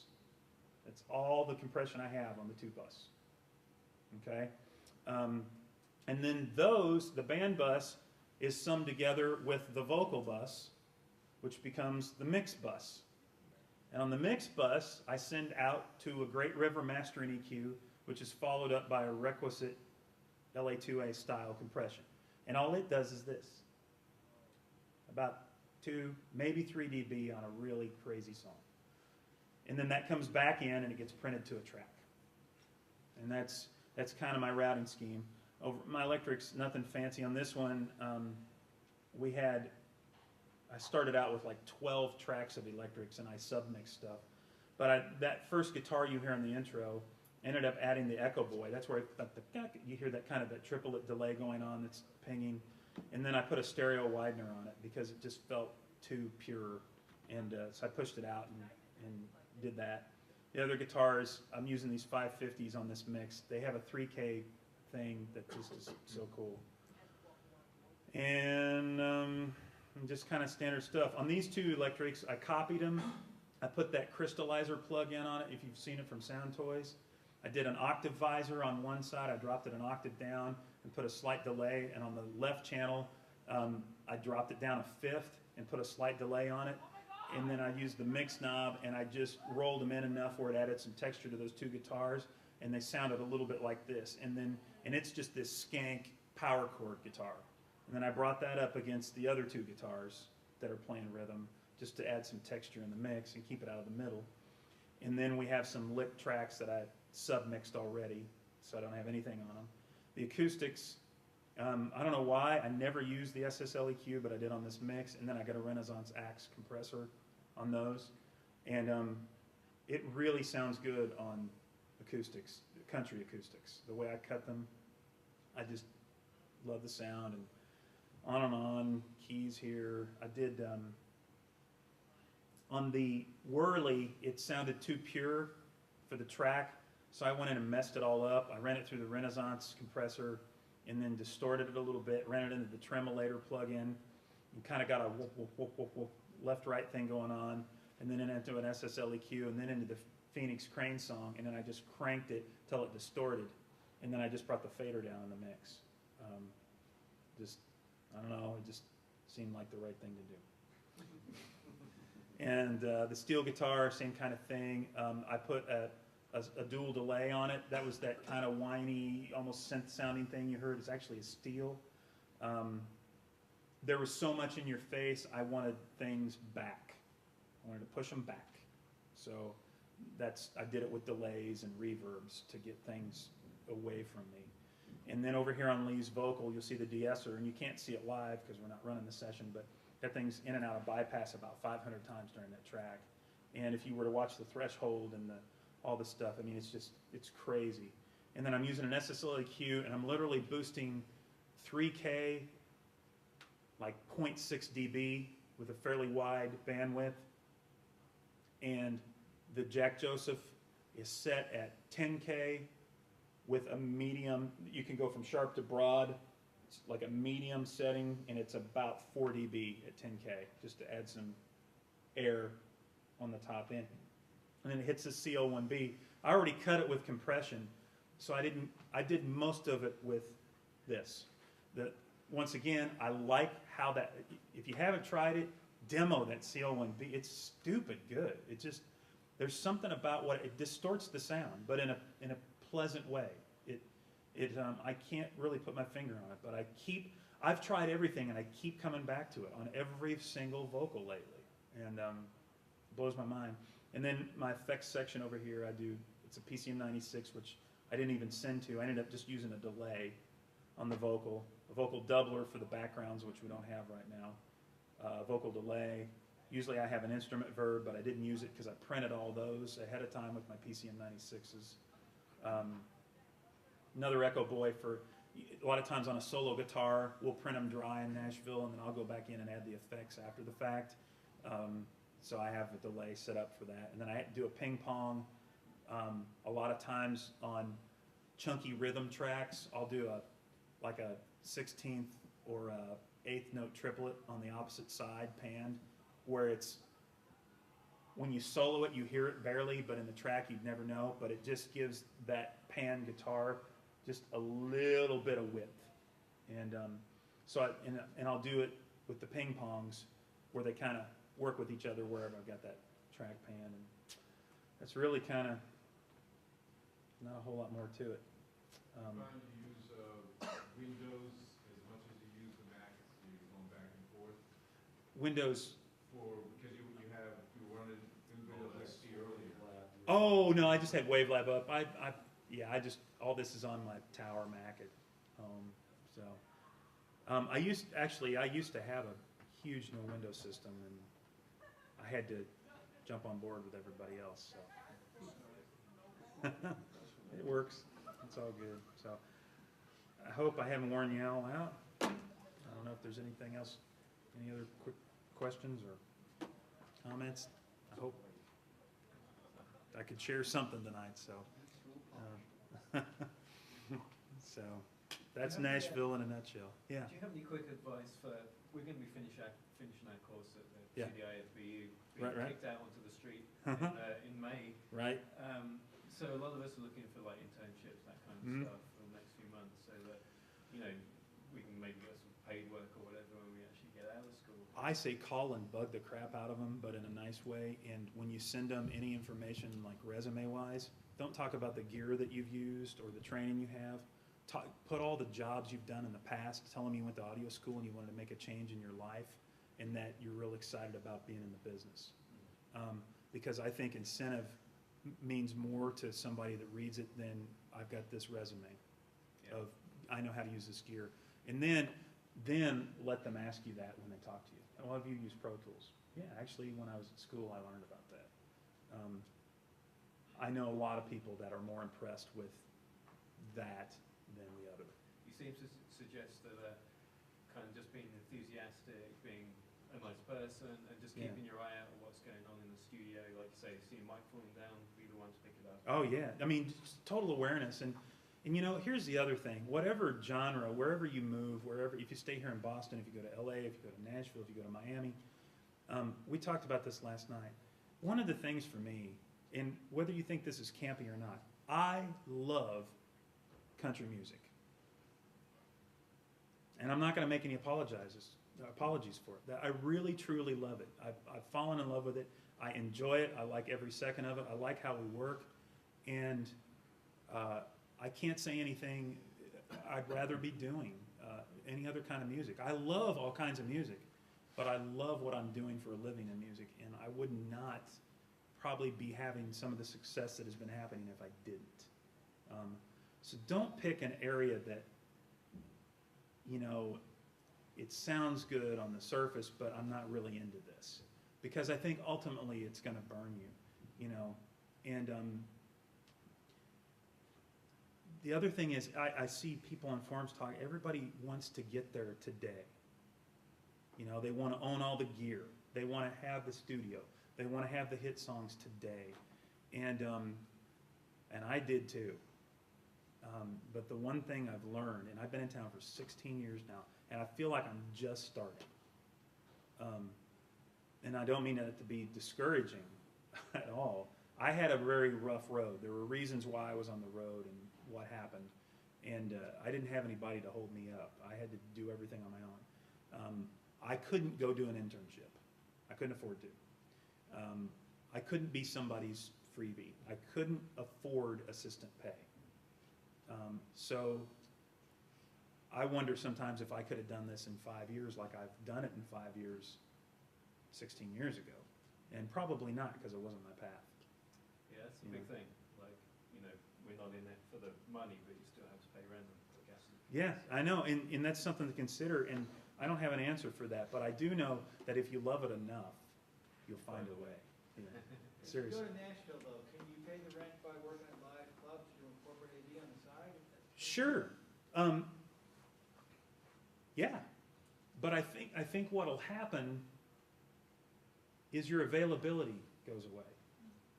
And that's the tough part. When I was on the road, I couldn't get studio work. And it was so tough because, I mean, I told you earlier, I was making so much money by the end. And I had to give all that up to start over. And thank God I had a wife with an income. I mean, that really, seriously, she was my rock to get through that hump. Because I couldn't have done it on my own. But at the same time, I had to make a choice in the beginning. At least I was in audio, you know. I was mixing shows, and I always felt like someday, some way, I was going to find a way to get there. And I didn't know what the path was. And so yeah, and there's a lot of that work in town. There's tons of sound companies. We have quite a bit of convention work there. I did a fair share of it when I was at Opryland, and but availability is key, and Jay knows this from the time he spent there. Man, my wife and I were talking about it. She said, should we hire somebody just to answer phones for you and take down appointments and book your sessions? And I said, no way. And Renee's like, but you spend so much time during the day, that's why you're working later. I said, the moment I do that is the day I stop losing clients in Nashville. The reason why is they want to know when they pick up the phone, they get me on the other end. And that personal touch, it means so much to those people. And so if the phone rings and it's a client and I'm in the middle of mix, I stop and I pick up the phone every single time. Now, if I'm working with another client, I wait until we have a break and I call the guy back. But I'm generally getting back to people within 30 minutes that are clients. There are other people that call. It might take me a week or two. But, I mean, you know, you're looking at, you know, income versus, you know, what can I do for you? So I think you can, is the short answer. But you got to figure out a way to make it all work. And so and my point to that is if you're not available on the phone, then they're going to call the next guy. And the whole thing for me is I don't want him to call the next guy because he's too good, you know. So I hopefully I'm good enough and they like me. So I think our girlfriends are going to have to get second jobs, aren't they? Exactly. Yeah, that's, you know, it's all good. So, well, thank you all for having me so much. It's been great to meet you.